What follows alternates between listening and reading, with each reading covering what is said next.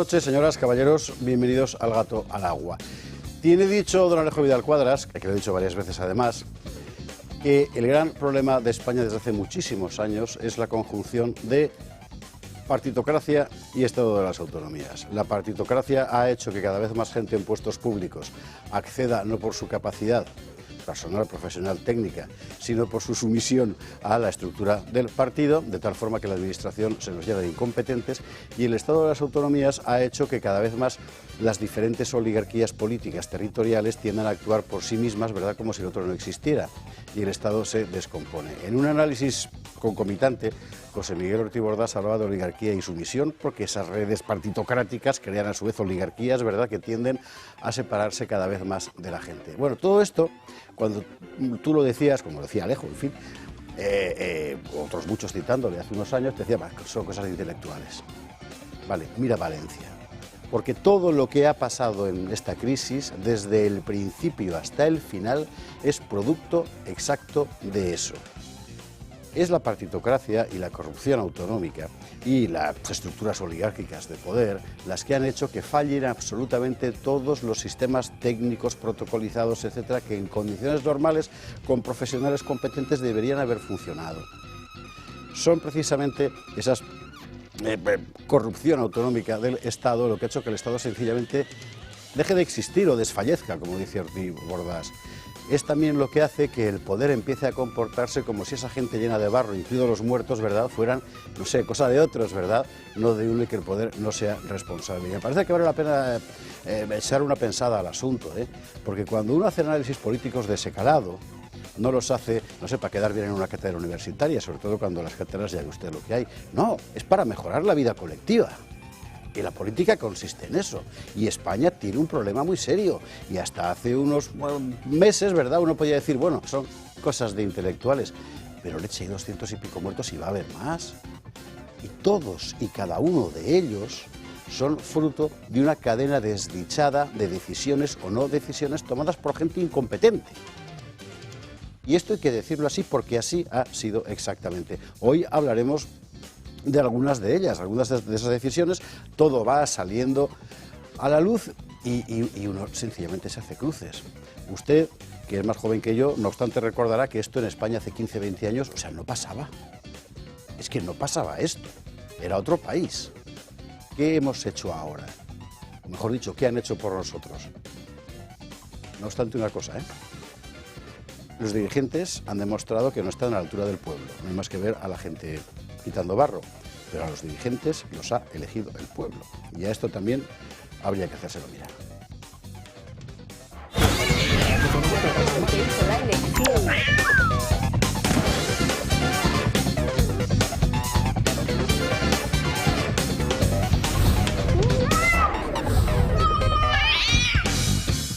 ...21:48, 20:48 en Canarias... ...un montón de información que contar... ...y vamos a ver cómo podemos, en fin, contar lo fundamental... ...sin dejarnos a lo importante detrás... ...así que cuanto menos tiempo perdamos, mejor. Titulares. Vamos a ver, cosas que hemos sabido en las últimas 24 horas... ...anoche lo adelantábamos aquí en El Gato... ...el gobierno supo de la Dana con 12 horas de antelación...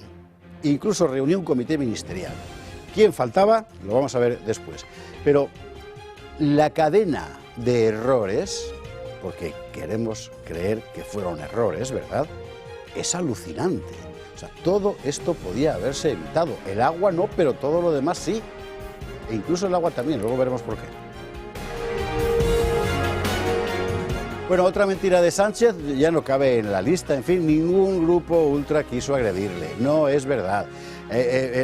La Guardia Civil ha hecho un ridículo espantoso, tanto que las propias asociaciones Jucil, la Unificada, etcétera, han protestado, porque no se le ha ocurrido Interior otra cosa que mandar al grupo de élite especializado en persecución de sectas, grupos racistas, gente malota, para identificar a la gente de Paiporta. O sea, hay que ser membrillo. Hay que ser membrillo. ¿A todo esto quién le agredió? Bueno, que sepa usted que los valencianos, que somos como somos, hemos puesto, algunos lo ha hecho, en fin, en Wallapop el palo que supuestamente atizó a Sánchez y lo está vendiendo por 1.300 euros, creo recordar que estaba la puja. En fin, Miguel Gutiérrez, que es muy fan de eso, está siguiendo la puja en Wallapop del palo que supuestamente sacudió a Pedro Sánchez, y los españoles siguen subiendo el precio. Mira, van a acabar todos en las fallas. Nos iremos a Chiva para hablar, como hemos estado haciendo toda esta semana, con gente que está sobre el terreno, literalmente a pie de barro. Y vamos a contar lo último, que son los brotes de gastroenteritis que Mónica García se ha apresurado a atemperar, a restarles importancia, del mismo modo que anteayer el director de Salud Pública nos explicaba que los cadáveres en sí mismos no son peligrosos. De verdad que ¿cómo era aquello de numerus stultorum infinitus est? En fin, va, ala. Bueno, y hablaremos de Ábalos también. El Supremo abre causa contra Ábalos por organización criminal. Bueno, vamos a ver, son 4 delitos. Si yo he contado bien, son tráfico de influencias, cohecho, malversación y pertenencia a organización criminal. Igual me he equivocado en alguno de ellos. Pero claro, efectivamente, ¿cuál es la organización criminal? Ahí es donde está el tema. Bueno, lo veremos porque el río de la corrupción sigue también, ¿eh? Veremos cómo va la cosa. Y aquí en Estados Unidos, claro, Kamala ha aceptado su derrota, pues, lógicamente. Biden ha aprovechado para hundir más a Kamala, ellos son así. Trump prepara su gabinete y ya sabemos que no va a contar con José María Aznar. ¿Por qué? Pues la FAES ha hecho, contábamos ayer el absurdo comunicado de FAES, y hoy Aznar ha hecho unas declaraciones donde básicamente viene a decir que Trump es un golpista, que parece mentira que no lleve tricornio y que se atengan los americanos a las consecuencias. Hay una pregunta que es inevitable. Don José María, ¿a usted quién le ha dado ver en este entierro?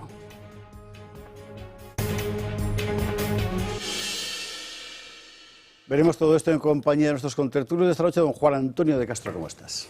¿Qué tal? Buenas noches. Bueno, pues todavía seguimos con el shock y los análisis de la catástrofe, de lo que ha ocurrido en Valencia, ¿no? Yo creo que hay ese momento de las 12 horas antes es importante y habrá que ver por qué y todo eso habrá que investigar, pero las 48 horas después a mí me parecen esenciales, porque es cuando podía haber todavía gente que se podía salvar o gente que estaba retenida en las casas o que no podía saltar o que había que sacarla en helicóptero, y ahí ha habido tal desastre garrafal de coordinación y decisiones mal tomadas, que yo creo, bueno, ya hay varias querellas, ¿no? Bueno, Manos Limpias, Justitia Europa, yo creo que... Ayer Vox, también Liberum, Vox ayer, ¿no? Liberum, y son querellas, pues son querellas de homicidio imprudente, lesiones y demás. O sea, omisión del deber de socorro. Omisión del deber de socorro. Todo esto, que no lo duden, lo pagarán. Y lo tienen que pagar los políticos que han fallado en esto, porque es que ahora ya todo vale. O sea, es que acabas pensando si realmente a los políticos les importaba la vida. ¿No lo habéis pensado por un momento? O sea, ¿realmente les importa la vida humana? Si tú eres un político, me da igual... O sea, hay que ser tan buena persona como Juan Antonio de Castro para hacer esa pregunta. Sí, muy bien, pero yo lo planteo. Hace 15 años se moviliza el ejército inmediatamente. Y hoy no. Me da igual que sea para fastidiar al PP de Valencia o que sea lo que quiera. Pero lo que tenían que haber hecho es eso, y todos los españoles lo sabemos. Entonces, homicidio imprudente lo pagarán. Pienso que lo tendrán que pagar, porque hay mucha gente que ha muerto seguramente debido a esas 48 horas. Juan Antonio, bienvenido, buenas noches. Luego iremos, como siempre, a la cifra oficial de fallecidos, que ya sabe usted que es la oficial, y luego le daré más detalles de por qué hacemos esta salvedad. Don Óscar Rivas, muy buenas noches, ¿cómo estás? Buenas noches, José Javier. Como bien dice Juan Antonio, escandalizado por la gestión de la crisis que está haciendo el Gobierno. No soy tan optimista como tú, no tengo tan claro que lo paguen, y viene muy a propósito de lo que comentaba José Javier en la introducción, ¿no? La partidocracia ha degenerado hasta el punto, la calidad de la democracia, que yo no tengo muy claro que los culpables paguen sus penas, ¿no? Y por otra parte también muy esperanzado con la victoria de Trump. Supongo que hablaremos, habéis hablado ya aquí en los días pasados, pero yo con que lo haga la mitad de bien que lo hizo en la primera legislatura me conformo, porque hay que recordar esto, mucha gente no le presta atención, pero para mí es fundamental, como católico y como persona que valora la dignidad humana, ¿no?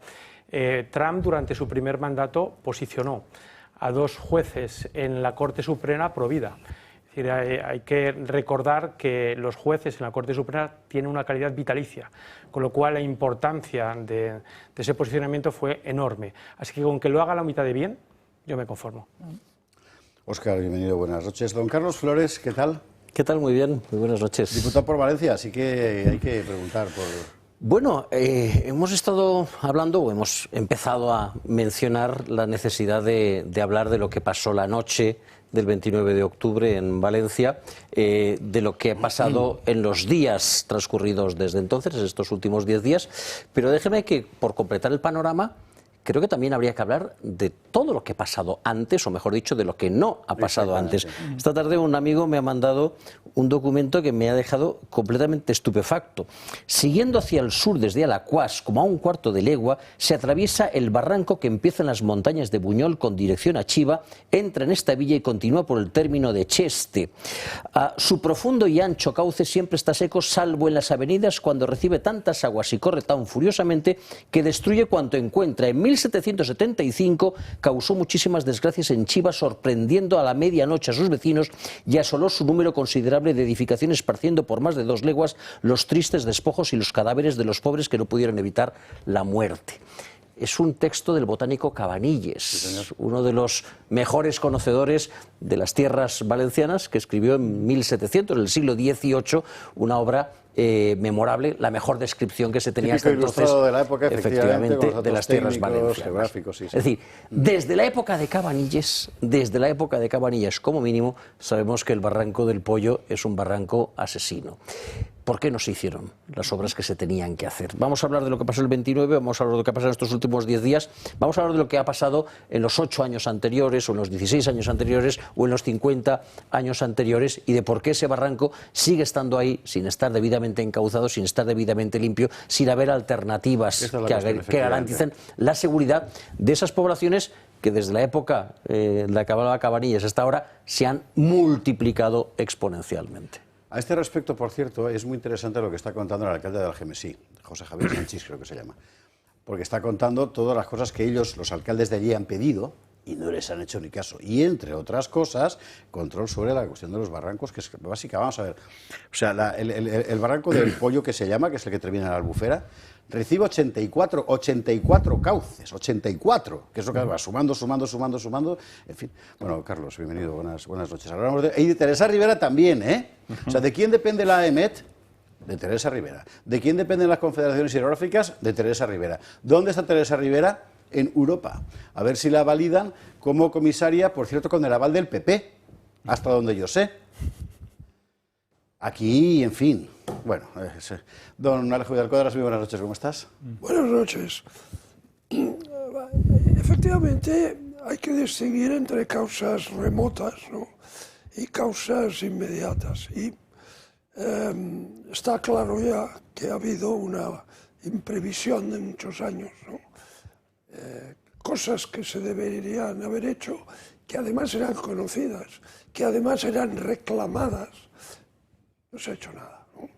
Entonces, esto nos lleva a una consideración que hemos hecho aquí algunas veces, que es exactamente qué hay en la mente de nuestros políticos contemporáneos, ¿no?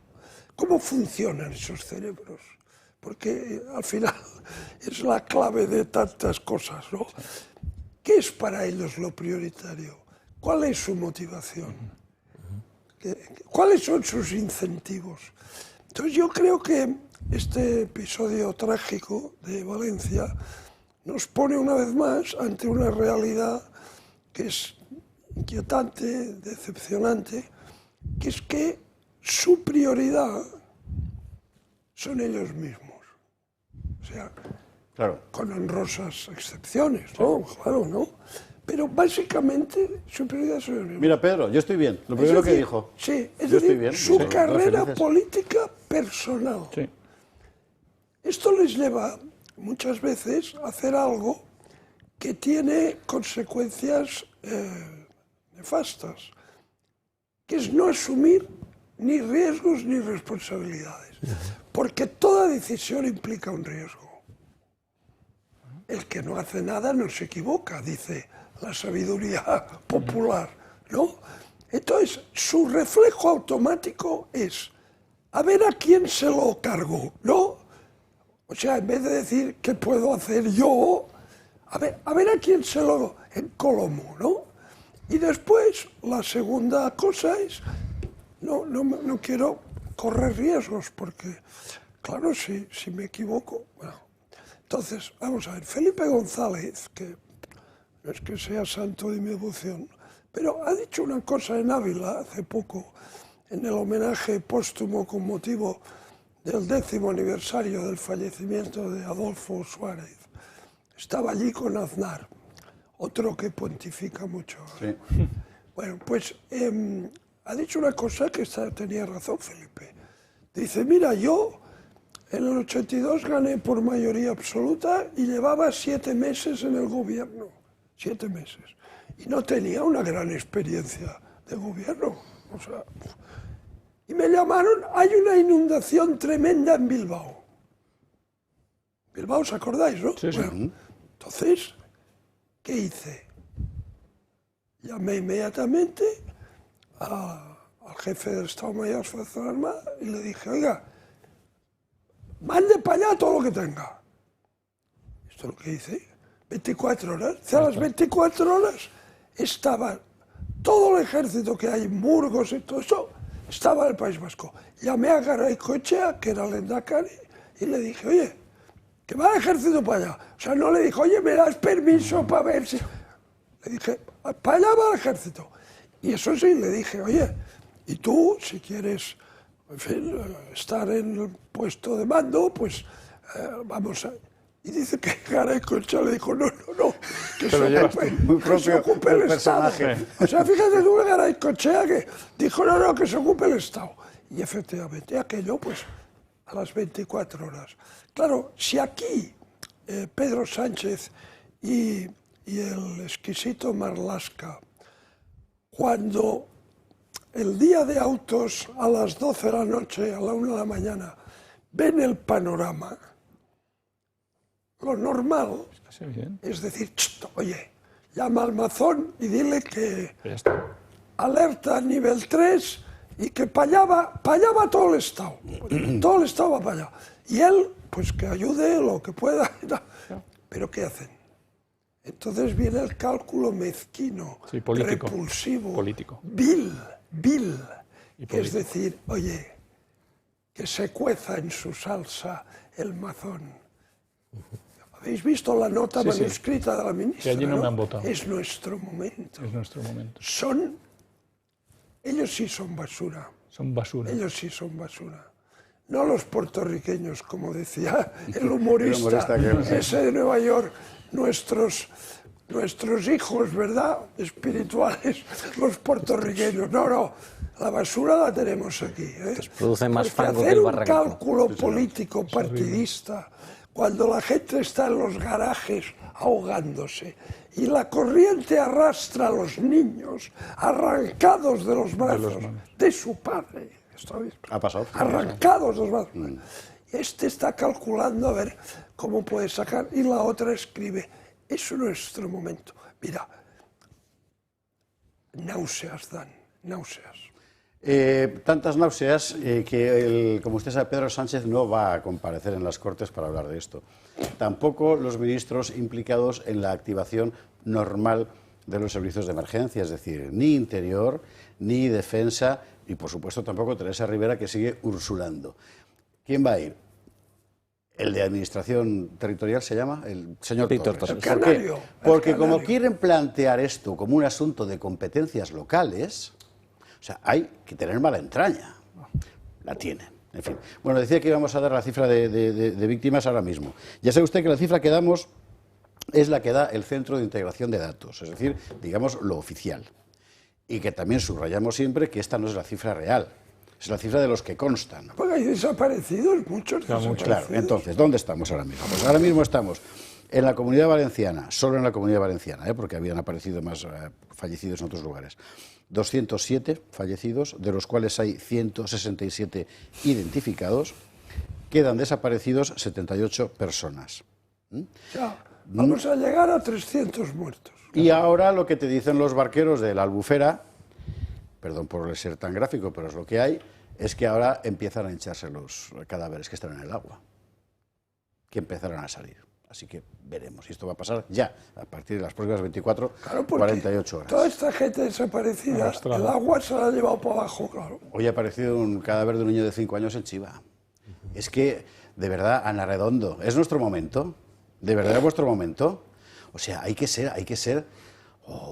Bueno, de entrada hay que ser cenutria para convocar una reunión en el Ministerio de Igualdad para ver las inundaciones de Valencia y la riada de Valencia con perspectiva de género, que es el motivo por el cual le pillan en el renuncio de tener estos apuntes suyos sobre la mesa. La mano.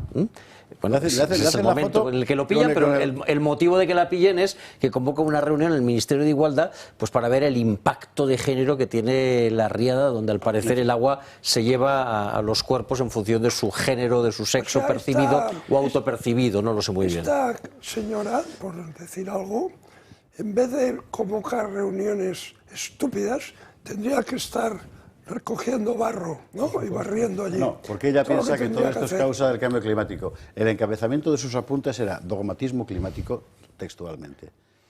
Para ellos el discurso es eso. O sea, vamos a ver. Son mala gente, es que no tiene otro nombre. Un coche eléctrico ya habrá cumplido. Sí, el cambio climático. Cabanillas en el siglo XVIII, ¿no? Decía. Estaba cambiando ya. Ojo al parche con el barranco, que este barranco. Sí, imagínate. Siglo XVIII. Pero ellos no creen en el cambio climático. Ellos están, como bien decía... Bueno, acabo de abrir un melón terrorífico sin darme cuenta, ya hay que irse a la publicidad. Ya, de eso hablaremos después.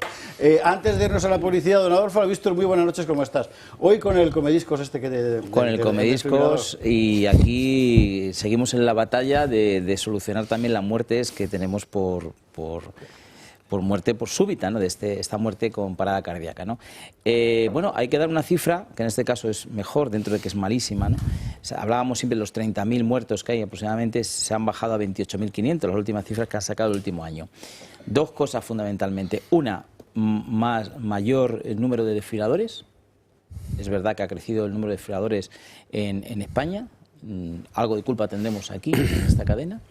Y por otro lado también es verdad que la gente se va concienciando más, tiene más control de la presión arterial, del colesterol, de la diabetes, y eso también hace que las paradas cardíacas sean inferiores. Pero bueno, aquí seguimos con esta batalla, porque seguimos hablando de 28.500 muertos debido a una parada cardíaca que no es atendida porque ocurre fuera del hospital. Si nos ocurriera en el hospital, no nos moríamos probablemente, o muy poquitos.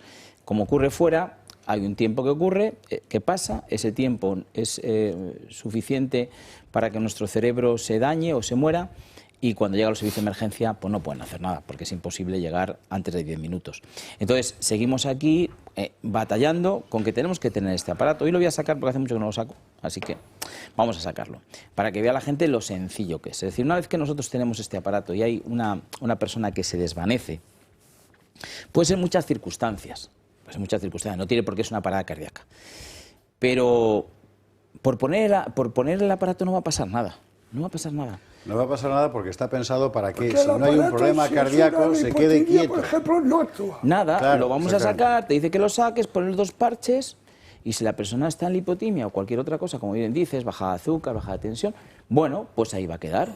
Le recuperaremos de otra manera, se despertará, tal, pero sabemos que no está en parada. Pero si está en esa parada cardíaca, él detecta rápidamente. Además, los primeros 5 o 6 minutos es cuando el corazón está en la parada que se llama eléctrica. Es decir, ahí es donde el desfibrilador funciona. A partir de 5 o 6 minutos, el potasio que tiene dentro del corazón se va. Entonces ya no hay electricidad, ya no hay esa carga positiva. El ion potasio es el que conduce. Eso es. Entonces se sale, y entonces ya hay sí que actuar con lo que se llama la actuación metabólica. Hay que meter adrenalina, pero en esos 5 o 6 minutos colocamos el parche, la persona nos dice, parada, pulsa el botón, pulsamos el botón, damos la corriente, ese corazón de nuevo vuelve a coger su latido, volvemos a tener sangre, nos llega al cerebro y salvamos. Y cuando llega al servicio de emergencia dices, qué maravilla que le han puesto un desfibrilador. Así que de veras, por favor, aquellas comunidades de vecinos que no lo tengáis. Y aún más, si no ha dado un chispazo porque no hacía falta, en todo caso ha grabado un electro. Claro, para también. Cuando llegan las emergencias. Eso está todo muy pensado. Aquí tienes tal, que ellos van a ver el electro, pero de verdad que es súper sencillo, no le tengáis miedo, porque da un botón, te dice y lo colocas. Oye, ¿y está conectado? O sea, ¿hay que conectar o está siempre conectado? O sea, ¿hay un interruptor o no? No.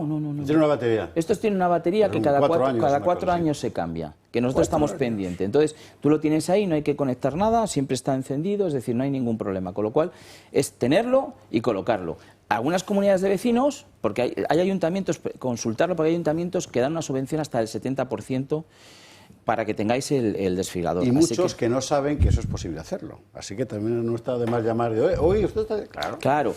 Y entonces en esos también lo podemos poner que cuando tú sacas el desfibrilador, haga una llamada ya al 112 y ya te llama directamente, ¿vale? Al servicio de emergencias. Entonces él llama, ha cogido el desfibrilador y ya llama, para que sepan, localiza dónde está el desfibrilador, porque todos los desfibriladores están colocalizados.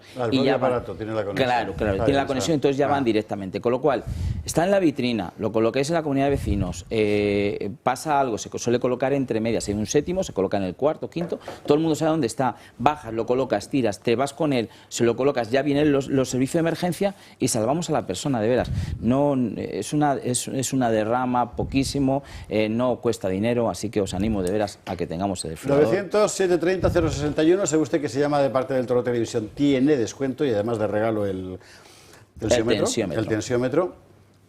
Usted llame y pregúntelo todo. No llame hasta que le cojan porque hay mucha gente llamando y se trata de que la gente hable. Su número va a quedar grabado y le devuelven la llamada y le explican todo lo que usted quiera preguntar. 900-730-061. Adolfo, muchísimas gracias. Gracias, Díaz, perdón. Vámonos a la publicidad y a la vuelta nos vamos a los Estados Unidos. Ya sabemos sobre qué mesa no volverá a poner los pies José María Aznar. Bien. 22:15, 21:15 en Canarias. Saludos como siempre a todos los voluntarios de las 1000 asociaciones que están llegando allá, a Valencia, para quitar barro. Hoy, por ejemplo, los chavales de la Escuela de Policía de Ávila. Una vez más en España, como de costumbre, tienes una gente maravillosa y unos mandos horribles. En fin, así que bueno, para que trabajéis mucho. Y la Cruz Roja, por favor, vamos a ver. O sea, de buena tinta, de primera mano. Gente que lleva ayuda a la Cruz Roja, a cualquier sede de la Cruz Roja, que aquí está, no diré que desaparecida, pero bueno, casi. Y dice esto, como creo que nos lo vamos a mandar a Valencia, que lo vamos a mandar a Ghana. A Ghana. O sea, que sepa usted que eso está pasando a la hora de llevar ayuda a algún lado. Y insisto, sin desdoro de la gente de la Cruz Roja, que sé que hay algunos en Valencia haciendo cosas, pero esto es, en fin. Esto es un sin Dios. Bueno, ¿en América qué ha pasado? Pues en América ha pasado que Kamala Harris ha dicho que efectivamente ha perdido. Lo ha dicho así. Está bien si os sentís tristes o decepcionados, pero por favor, sabed que va a ir bien. En la campaña solía decir que cuando luchamos, ganamos. Pero este es el asunto. A veces la lucha dura un poco, pero eso no significa que no vayamos a ganar. Lo importante es que no nos rindamos nunca. Que no dejemos nunca de intentar que el mundo sea un lugar mejor. Tenéis poder. No escuchéis a nadie cuando os diga que algo es imposible porque no se ha hecho antes. Solo cuando hay suficiente oscuridad puedes ver las estrellas. Sé que mucha gente piensa que estamos entrando en unos tiempos oscuros, pero por el beneficio de todos, espero que no sea el caso. Aunque esta es la cuestión. América, si esto es así, permitámonos llenar el cielo con la luz de 1000 millones de estrellas. He puesto el fragmento entero porque sé que tiene usted el antiácido cerca. Pero vamos a ver, o sea, fíjese usted en el discurso, porque valdría para cualquier político de cualquier país, de cualquier partido, es la nada con celofán. Y por cierto, vaya usted fijándose también en los de aquí, porque eso es un poco por el estilo. Bueno, hay mucho pique en Estados Unidos entre Biden y Kamala, entre el mundo Biden y el mundo Kamala. Recuerde usted que a Biden lo quitaron del medio por senecto, ¿verdad? Sí. Pero vamos a ver, escucha. Espera, para eso lo que ha dicho Biden. No, bueno. No, claro. Ponemos toda la información junta. Biden ha hablado, claro. Como la situación es la que es lo que estaba contando, todo lo que dice se interpreta con segundas, claro, y con terceras y con cuartas. Biden. I spoke with President-elect Trump to congratulate him on his victory, and I assured him that I'd direct my entire administration to work with his team to ensure a peaceful and orderly transition. That's what the American people deserve. Es lo que merece, evidentemente no merecía Kamala. Bueno, en fin, y así estamos. ¿Trump dónde está? Pues Trump ha hecho un anuncio llamativo. Usted sabe quién es Elon Musk, ¿no? El señor de los cohetes y tal. Bueno, y más cosas, de Tesla. Donald Trump encarga a Elon Musk de crear una comisión de eficiencia gubernamental para reducir el gasto público innecesario. La motosierra de Milei, que bueno, para Argentina exporta motosierras a los Estados Unidos, jamás lo pensaron, pero esta es la situación. Y hubo alguien que se aplicó en su día la motosierra, pero solo al bigotera, nada más, que es José María Aznar, que hoy se ha descolgado con una acerba crítica a Trump, que es llamativa, porque en principio es que nadie le va a ver en este entierro, pero por algún motivo él quiere dejar claro dónde está, así. Al ganador le felicito y le deseo muchos éxitos, ¿no? Pero la siguiente consideración es: algo muy serio pasa en el fondo de un país cuando una persona que ha sido presidente y que es responsable de un asalto al Congreso de su país y del intento de un golpe de Estado es elegido presidente del país. Aznar es de esas personas que piensan que cuando uno habla así bajito, con gesto ceñudo, despacito y no sé qué, piensa que cobra como más altura intelectual. Pero en fin, esto es la cosa de la retórica moderna. Estaba Alejo piafando como pura sangre en boxes, que quería salir de boxes. Hombre, preferiría otras analogías. Pero bueno. Perdón, yo es que amo mucho el mundo del caballo. Era enteramente bien intencionada. Quiero decir, no necesariamente han de ser zoomórficas las analogías. Vamos a ver. Pensaba que te había molestado lo de boxes. No, porque era como que... No, te va. Vamos a ver. Mira, el problema de Biden no era su edad. El problema es que estaba mal. O sea, un señor de 60 años que tiene deficiencia cognitiva por un problema arterial tampoco está capacitado. Exactamente. O sea que vamos a ver. O sea, el problema de Biden no es que fuera viejo, es que estaba mal. Que este tipo de problemas se dan más frecuentemente en personas de edad, pues hombre, evidentemente. Pero cuidado con descalificar porque a veces, hombre, yo creo que la experiencia histórica ha demostrado que hay una combinación ideal en un gobernante, que es una larga experiencia y, por supuesto, un buen estado físico y mental, ¿no? Eso sí. Pero la experiencia, mira, yo cuando tenía 20 años, recuerdo que pensaba una serie de cosas y desconocía muchas. Todo eso, a lo largo de la vida, se va arreglando. Lees muchos libros, bueno, si no eres de Podemos, pero digamos, lees muchos libros, conoces a mucha gente, pasas por muchas situaciones, cometes errores y todo ese bagaje impagable se va acumulando en esa persona, ¿no? Donald Trump tiene 78 años. ¿Eh? Donald Trump tiene 78 años. Pues me parece estupendo. Claro, es lo que... Es decir... Bien, lo digo para darte la razón. Recuerdo a gente como Konrad Adenauer, como Sandro Pertini, como el general de Gaulle. Es decir, y Reagan estaba por ahí también, por esa edad. También. Reagan. Entonces, si tú combinas una larga experiencia bien aprovechada, un estado físico aceptable y una calidad mental, digamos, o sea, buena, eso es impagable. Eso pero ese no era el caso. ¿Y si no, José María Aznar o qué? Eso no era el caso de Biden. Eso no lo tiene un tipo de 40 años. O sea, que eso, por tanto, ojo al parche. O sea, Biden, el problema no era tanto su edad, como que es que estaba deteriorado. Bueno, como vuelvas a decir ojo al parche, vuelvo a decir lo del caballo en los juegos. y eso yo creo que ha constituido el primer o uno de los primeros lastres de la propia campaña de Kamala, que no ha sido capaz de explicar convincentemente ¿Cuándo se enteró ella? Cuando se percató ella, vicepresidenta de los Estados Unidos, de que el estado cognitivo de Biden no le permitía seguir siendo candidato. ¿Y qué es lo que hizo cuando se percató al respecto? ¿Se percató justo en el momento en el que todo el mundo nos dimos cuenta? ¿Se percató antes? ¿Por qué no lo dijo antes? Y si Biden estaba incapacitado para ser candidato, está capacitado para ser presidente, porque Biden sigue siendo presidente y va a seguir siendo presidente hasta el mes de enero. Hasta el día de la toma de posesión. Hasta el mes de enero. Si no puede ser candidato, ¿puede ser presidente? Si mañana estalla la guerra mundial, quien tiene el mando del ejército más poderoso del mundo es Biden. Te puedo asustar más todavía. Si a Biden le pasa algo, quien lo va a tener es Kamala. Efectivamente. Juan Antonio, Óscar, te lo pongo peor. No, yo quería ir a que estamos todos perplejos con oír a Aznar decir estas cosas, ¿no? Es que se nos olvida una variable.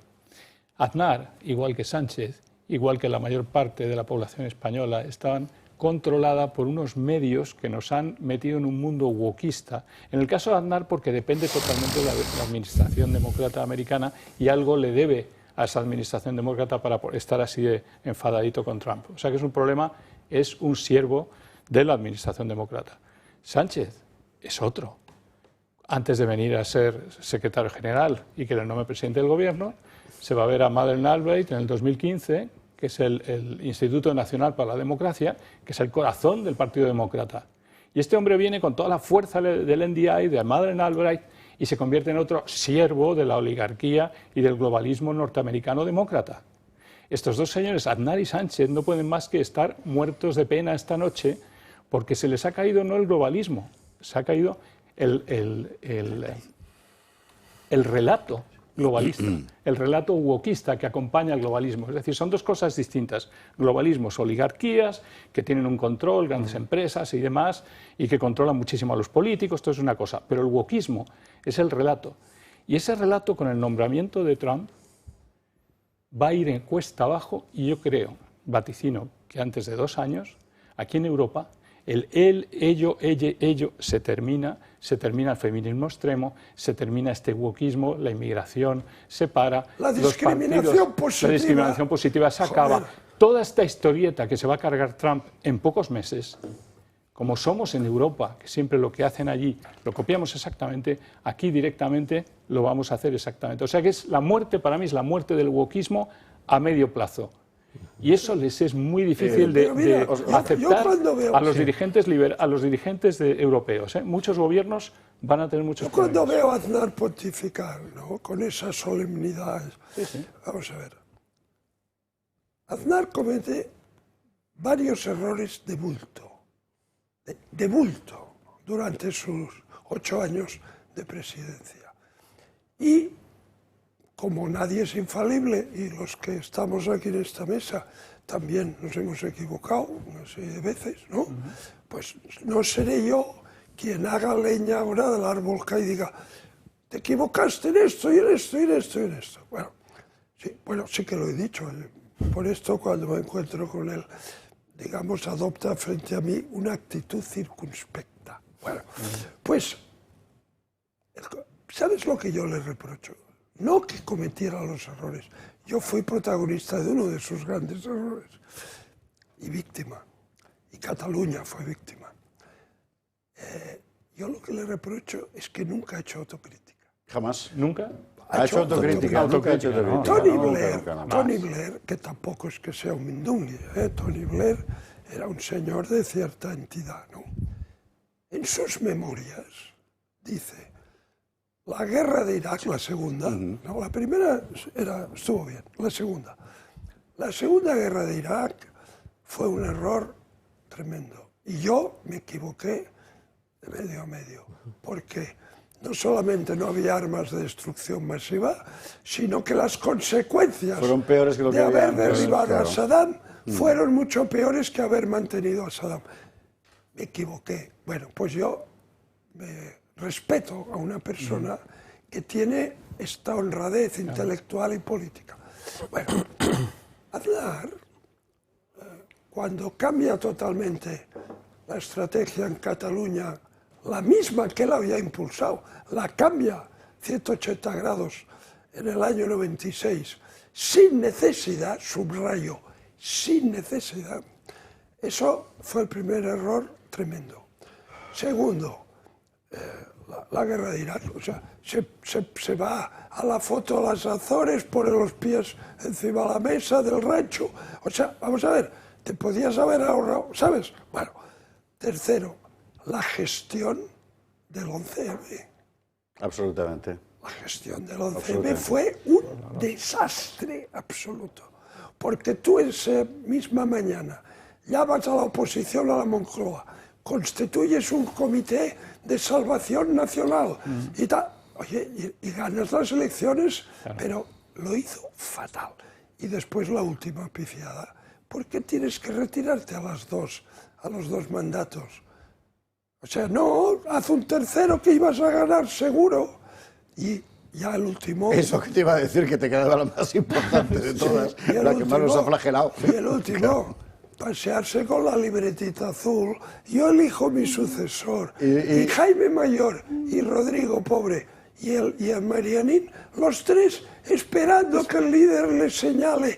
¡Qué espectáculo penoso! ¿Qué hace un estadista? Dice, yo me voy a retirar. Que es un error, pero bueno, lo hace. Voy a retirar. No voy a intervenir en mi sucesión. Que el partido decida, ¿no? Y encima lo que sale del cuaderno, que es Mariano. O sea, escucha, Óscar Rivas. Memorias de todo esto que he dicho ahora. Sí. Óscar Rivas, vamos a Estados Unidos de nuevo. Aznar puede estar secundando también el discurso neocon. Es decir, ese discurso que dice que el Partido Republicano ha dejado de ser lo que era y que lo ha cambiado por completo. Y tiene razón, Trump ha cambiado por completo el Partido Republicano. Ese partido que era de derechas o era muy de derechas, jamás. Él estaba con Bush. Claro, es decir, lo que le ha introducido Trump es transversalidad. El viejo Partido Republicano jamás hubiera ganado en el combate de guerra cultural en el que nos estamos moviendo. Es decir, tú has hablado de wokismo, es así. Es decir, para mí Trump, y cogiendo también tus palabras, Alejo, ha modulado su discurso aprendiendo de su derrota anterior. Eso es. Es decir, él ha sabido además abrir brecha en esos colectivos de los que ya hemos hablado, tú y yo, Alejo, es decir, esos colectivos impenetrables, porque Kamala y todo ese Partido Demócrata no se dirigía a las personas, se dirigía a los colectivos, al colectivo de la mujer, al colectivo del homosexual, al colectivo latino, al colectivo negro. Recordemos aquella bronca que les echó Obama a los negros. ¿Por qué? Porque él veía perfectamente que muchos de esos negros, de esa gente humilde, se sentían más identificados con el discurso de Trump que con el de las élites de Hollywood, que son los grandes prescriptores del Partido Demócrata. Es decir, creo que uno de los grandes éxitos de los que es tributario Trump es que ha sabido hablar como habla su público, ha sabido conectar con ese público de blanco, trabajador redneck, de olvidados. Es decir, y eso jamás lo hubiera conseguido el viejo Partido Republicano. Con lo cual, Trump ha cambiado a los republicanos y los ha cambiado para bien. Y espero que para siempre. Carlos Flores, y cerramos tema y vamos a la publicidad y a Valencia. Una última postilla que tiene que ver con el papel, desde mi punto de vista, fascinante y también intrigante de Musk en la campaña, ¿no? Trump se presenta con un vicepresidente, sí, pero se presenta con una mano derecha. El papel de Musk, no solamente poniendo dinero, que eso es lo que hacen los millonarios habitualmente, poniendo presencia, poniendo apoyo y poniendo ideas, me parece fascinante y habrá que ver exactamente qué papel va a jugar en su administración. De momento, yo creo que ha contribuido a dar una imagen de modernidad y de frescura. Ya no es el viejo partido republicano anticuado, conservador y un poquito antipático, sino un partido que quiere cambiar las cosas, que quiere transformar América para hacerla mucho más eficiente y mucho más cercana. Y le pone a reducir el gasto. Si eso se traduce, en un papel protagonista en el diseño de la nueva estrategia de gobierno de Trump, ¿y qué une al mundo más con el mundo Vance, que es el vicepresidente? Solo Trump. El debate mañana en El Gato al Agua. Ahora publicidad, sí o sí, y nos vamos inmediatamente a Valencia a ver qué está pasando con ese asunto de las gastroenteritis que empiezan a hacer mella ya en algunos de los voluntarios. Todos sabemos de qué viene. El agua. 22:39, 21:39 en Canarias. Vámonos a Valencia y de lo que está surgiendo ahora y la preocupación consecuente son las afecciones propias de trabajar en un ambiente extremadamente sucio, extremadamente húmedo y además cálido. entre otras cosas, gastroenteritis, por ejemplo. La propia ministra de Sanidad hoy hacía una referencia así como oblicua, como es ella, ¿verdad? Quizá no es oblicua el término, bueno, da igual, a la cuestión. La escuchamos. La información que tenemos nos dicen que ahora mismo no hay ningún brote, pero sí que hay algún caso de gastroenteritis, ¿no? Nos preocupa, efectivamente, porque también poniéndonos en contacto con expertos de la OMS, bueno, pues hay un riesgo evidente de algún tipo de infecciones que tenemos que ir adelantándonos a diagnosticarlas y a evitar que efectivamente se creen esos brotes. A lo mejor un caso o dos. ¿Se acuerda usted, verdad? O sea, esto ha sonado a lo que yo le estoy contando. Bueno, la realidad, ¿cuál es? Vamos a ver, siempre que contactamos con alguien que está trabajando allí, ofrecemos la realidad de esa persona, su visión y lo que le rodea, que en todo caso, aunque sea parcial, siempre es mucho más directa y viva que la que pueda tener doña Mónica. ¿Para qué nos vamos a engañar? Pablo, muy buenas noches. ¿Qué tal? Hola, buenas noches. Chiva, nos vamos a Chiva. ¿Y cómo está la cosa ahora mismo? Chiva ha sido, lo veíamos esta semana, uno de los lugares más devastados por lo que ha ocurrido, y entre la gente que está trabajando empiezan a aparecer ya brotes de gastroenteritis. Sí, y yo soy uno de ellos. Yo empecé a trabajar ayer en medio de un caos, en medio de una nube de polvo inmensa en toda la población de Aldaya, muy cerquita a Chiva, que también ha salido poco en los medios, pero ha sido devastada, no queda nada. Todos los vehículos que ves por la calle están rotos y destrozados, aparcados. Según me comentaban los alumnos, ayer fue el primer día que aparecían policía y militares. Y bueno, pues se ve que ayer con el trabajo de limpiar los lodos de la escuela donde yo trabajo y la cantidad inmensa de mosquitos que había, pues he debido de coger una infección gástrica, una gastroenteritis, que como bien estabas tú citando. He ido al médico y me han confirmado que sí que era eso, que tenían un protocolo establecido, pero bueno, en el lugar de mi trabajo, pues ya conozco 4 o 5 casos. Entonces, no son 2 casos. Va a haber muchísimos casos. Yo recomiendo a la gente que lleve mascarilla y protección, gel para lavarse las manos. Aún así vamos a caer muchos, desgraciadamente. El protocolo en cuestión lo contábamos ayer, lo sacó ayer por la tarde la Consejería de Salud, creo recordar, la Comunidad Valenciana. En todo caso, el protocolo era, si tienes alguno de estos síntomas, ve al médico. No era nada preventivo. Por una parte, los que estáis trabajando en entornos más naturales, rurales, etcétera, como es tu caso, porque es tu trabajo precisamente, más los que están trabajando en entornos que fueron urbanos hace 10 días, pero que ahora mismo son un gigantesco barrizal, ¿te consta que se estén tomando medidas preventivas? En el caso de mi trabajo, sí. En mi lugar de trabajo, en mi puesto de trabajo, en Aldaya, sí que se están tomando. De hecho, llevábamos mascarillas y guantes, pero da igual, es tal la cantidad de polvo y el olor a moho tan enorme, es que no os podéis hacer una idea, que hay en el lugar de trabajo, y eso que es al aire libre, como bien has citado tú, que aún así con mascarilla es irrespirable, o sea, irrespirable. En Chiva, y bueno, sí. Entonces, ahora que estoy en directo, me gustaría agradecer a la cantidad de gente, de españoles, conocidos míos por mi profesión de arboricultura, que nos han hecho, no solamente han contactado con nosotros para preguntarnos cómo estábamos, sino que nos han mandado una cantidad enorme de alimentos que están gestionando pues otra gente, ¿vale? Cercana. Y hay una frase que me gustaría dejar: el pueblo salva al pueblo. Lo que no nos ha ayudado nadie, lo que nadie nos avisó que iba a pasar, lo está arreglando la gente del pueblo, lo están arreglando mis alumnos, trabajando, sabiendo que les queda un mes de contrato, porque es un contrato de aprendizaje, que han perdido hasta los vehículos personales y ahí están dando el callo de una manera fantástica. Y yo me quedo con esta frase: el pueblo está salvando al pueblo. Nadie nos ha salvado, nos han hundido, pero vamos a salir a flote gracias a la comunidad. Puesto que estás trabajando con hora a hora ahí hasta que te recuperes de la gastroenteritis, supongo, ¿qué es exactamente lo que más falta hace ahora? Porque sabemos que está fluyendo hacia Valencia de todo, de lejía, agua, comida, mantas, pero al final lo que más falta hace son botas de agua, carretillas y palas. Exactamente, exactamente.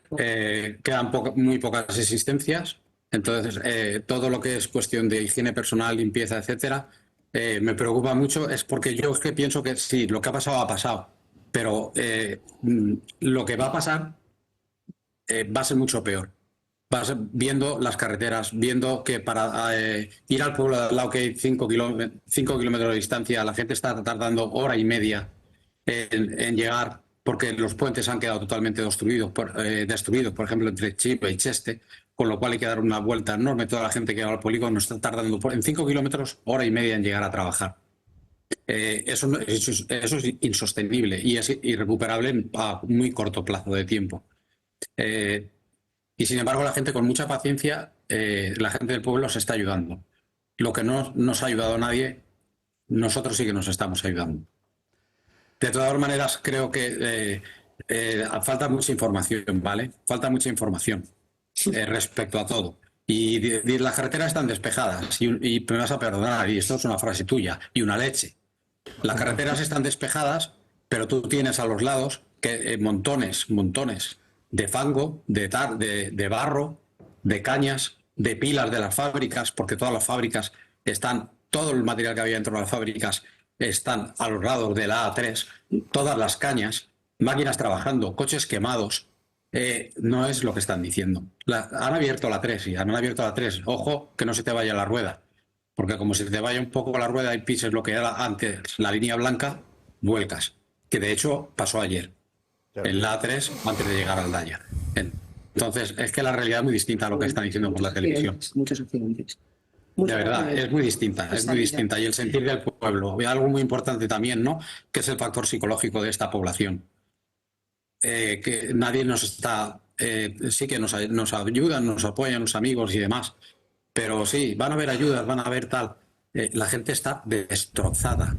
La gente está destrozada, el pueblo está destrozado, yo estoy destrozado, yo no sé cómo voy a sacar adelante a mi familia. ¿Y quién se está preocupando de qué medios disponemos para eso? No, si hay un gabinete con psicólogos, yo no lo sé. Yo solo sé que vamos a intentar sobrevivir hoy y mañana ya veremos. Desde luego nosotros llevamos 8 días sin agua en casa.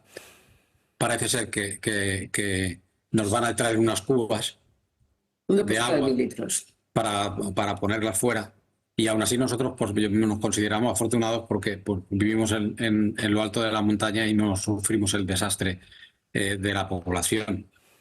Sí, por supuesto, todas las carreteras, y nos entró miles de litros de agua en casa, pero el pueblo salvará al pueblo, pero necesitamos también la ayuda de toda esa gente, sean de un lado o del otro, que no nos ha ayudado y que no nos ha avisado de que venía esta desgracia. De esto hablaremos ahora mismo, efectivamente. Pablo, muchísimas gracias, muy buenas noches, gracias por estar con nosotros.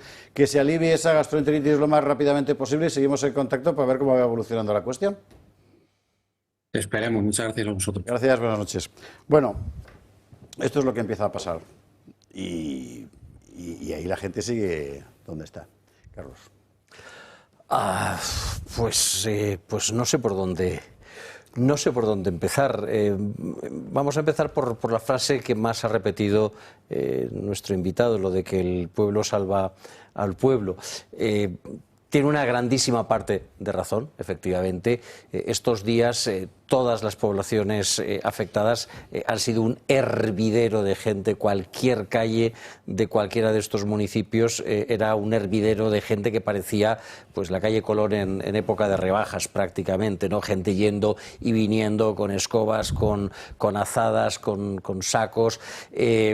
A partir del tercer o cuarto día añade a esa gente pues militares, guardias civiles. Yo he visto policías municipales de todas partes de España. Pero claro, el esfuerzo individual o colectivo de la gente pierde eficacia si no hay un mínimo de coordinación y si no hay un mínimo de planificación. 10 personas pueden hacer en 5 minutos, en 5 horas, el mismo trabajo que una máquina bien manejada puede hacer en 5 minutos. Por lo tanto, yo creo que necesitamos ese esfuerzo de la gente, de la comunidad, ese apoyo de los vecinos, ese apoyo solidario, pero necesitamos también bueno, pues la articulación que solamente el Estado, solamente la Administración puede dar, el esfuerzo de los ciudadanos coordinado por quien entiende de esto, por quien sabe dónde aplicar la fuerza.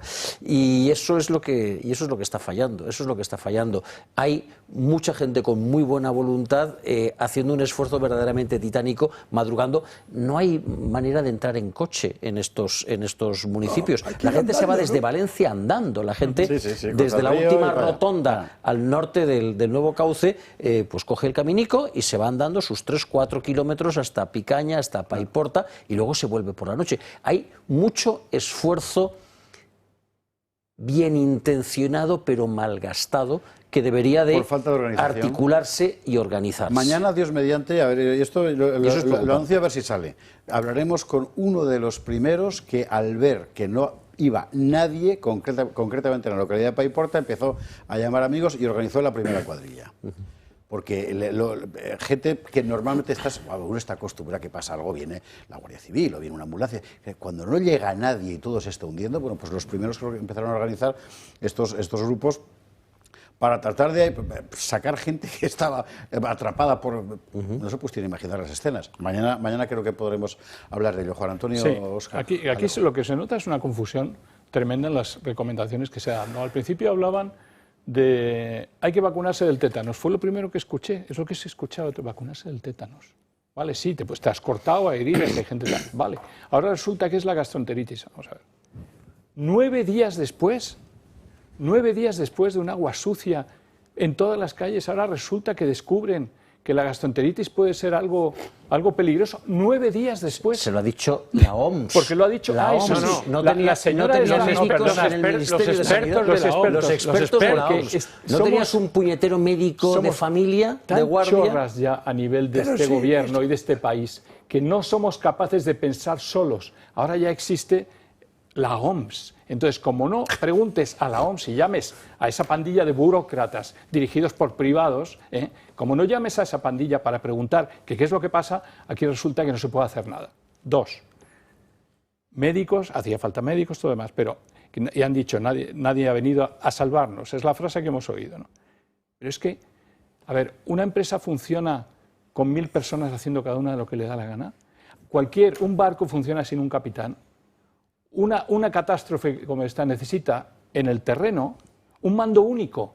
Me da igual que sea civil o militar, estatal, comunidad. Un mando único que está informando, como se nos informó en la pandemia, porque aquí resulta que la pandemia era muy interesante porque había que vender un montón de vacunas. Y con perdón, Pero esto ya no es tan interesante desde el punto de vista de esto, y entonces nos vamos a quedar con que no hace falta un mando único. Si hubiera un mando único, se sabría exactamente qué zonas, estarían poniendo los mapas, estarían diciendo que faltan sillas aquí, carretillas aquí. No se está diciendo nada porque nadie ha querido tomar la responsabilidad. Están dejados a la mano de Dios. Lo dicen todos cada vez que salen en la televisión. Aquí nadie dirige, nadie coordina, nadie nos cuenta, nadie nos trae. No hay carretillas, no hay palas.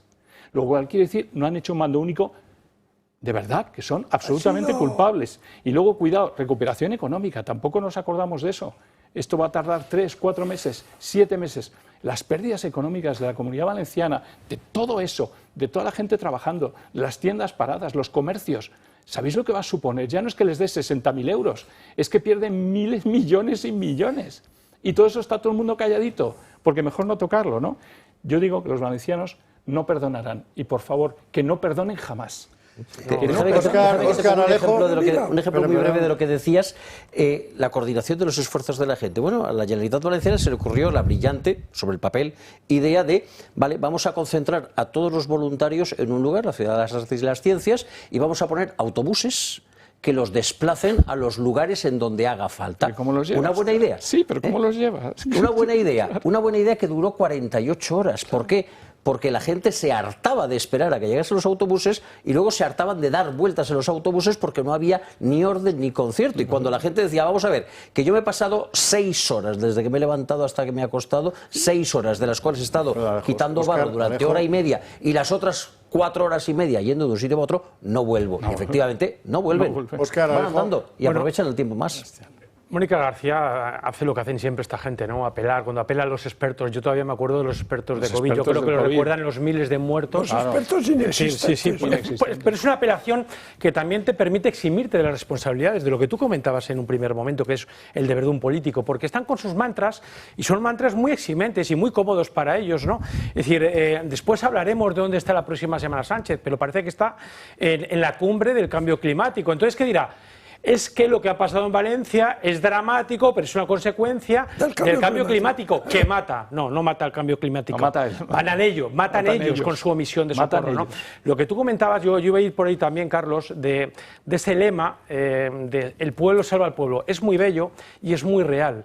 Pero efectivamente, como tú me dices, es ineficiente, pero además de ineficiente, es dramático. Es decir, porque hay un Estado omnímodo, todopoderoso, es decir, que debiera estar para precisamente cubrir esas necesidades. Y sin embargo, te hablan constantemente de que todos los impuestos, ahora mismo hay un anuncio muy de moda del gobierno, es que lo que tú pagas te vuelve. Que se lo pregunten a los valencianos. Bueno. Sí, lo ha subido todo el mundo a Twitter, efectivamente, con el comentario, no tiene vergüenza. No tiene vergüenza. O sea, no tiene ninguna vergüenza. Y después también, es que incluso ni siquiera les dejan al pueblo que salve al propio pueblo. Yo el otro día me sentí impotente cuando estaba viendo cómo esta gente estaba trabajando, no tenía brazos para soltar toda la mierda que había en las calles, y sin embargo pone la administración a la Policía Nacional para que no permita pasar a los voluntarios, que gracias a Dios se buscaron alternativas para poder solventar ese obstáculo. Es decir, ni ayudan, ni dejan que otros lo hagan. Es decir, ya no es que omitan el socorro, sino que es que además prohíben el socorro. Es dramático.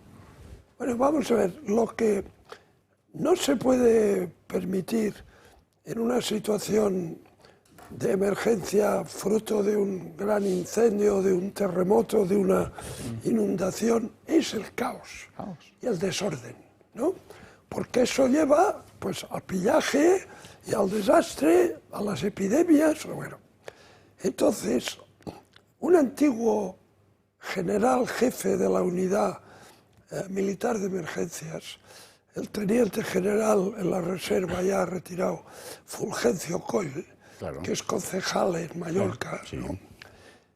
Ha hablado, el general Coll ha hablado, un militar de enorme prestigio, fue jefe del Estado Mayor del Ejército, ya está todo dicho. Bueno, ha dicho que, vamos, que era de libro, que a las 24 horas hubiera un mando unificado, que tenía que ser político-militar, y que el jefe operativo, subrayo, operativo, de todo el tratamiento de las consecuencias de la dana, tenía que ser el general jefe de la unidad militar de emergencias, el operativo. Y a continuación da más información. Dice, nosotros en el ejército tenemos los medios tecnológicos de comunicación, de evaluación, de diagnóstico, que no tiene nadie en este país. Y no nos los han dejado usar. Por eso precisamente, es que este asunto de Alejo me sirve para introducir el tema que viene ahora, porque precisamente tocamos lo que han estado contando. Concluya. Y Sánchez le dice al teniente general jefe de la unidad, teniente general, venga, alerta nivel 3, vaya usted para allá y dígame qué es lo que necesita. Es así como se arregla el caos. Magnífica introducción de Alejo Vidal Cuadras, segundo intento, el vídeo que a continuación íbamos a contar, porque precisamente la acusación de omisión de socorro no se sustancia simplemente en el hecho de que Pedro Sánchez sea muy mala persona. Es que objetivamente hay instrumentos legales que tenía la obligación de haber adoptado, Hombre, por y no Dios. lo hizo. Y uno de ellos precisamente es este. Hoy, o sea, anoche, empezaba a informar ABC de otro que ya, en fin, es de aurora boreal. O sea, se reúne un comité del gobierno porque tiene la alerta de la DANA 12 horas antes de que ocurra. Bueno, informe Gutiérrez.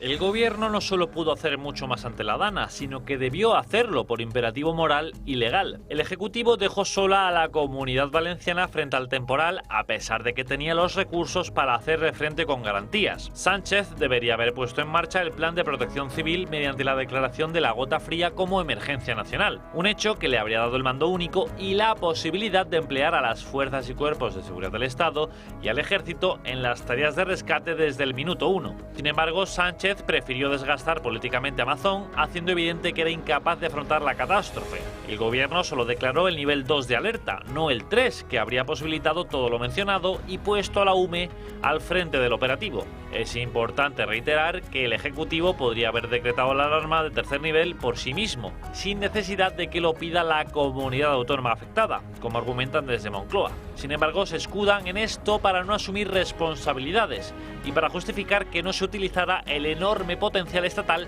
frente a la DANA. La Ley de Protección Civil no es la única que obligaba al Gobierno central a actuar. La Ley Orgánica de Defensa Nacional establece como obligación del Ejército, de las instituciones del Estado y de las administraciones la preservación de la seguridad y del bienestar de los españoles. Es decir, ante una catástrofe natural, las Fuerzas Armadas tienen que intervenir como recoge la ley. La orden gubernamental fue muy distinta.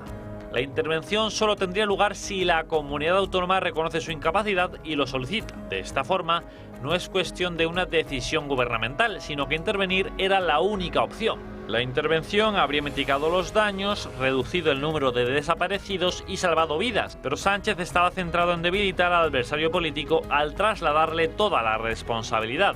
Además, el gobierno conocía con antelación el potencial devastador del temporal. La comisión de un delito de omisión de socorro por parte del gobierno de Sánchez cobra enteros. La descoordinación por la DANA refleja también la ineficiencia del Estado autonómico para hacer frente a las situaciones más difíciles, como ya ocurrió con el COVID en el año 2020. 5 días tardaron los efectivos de las fuerzas y cuerpos de seguridad del Estado y del Ejército en hacer acto de presencia.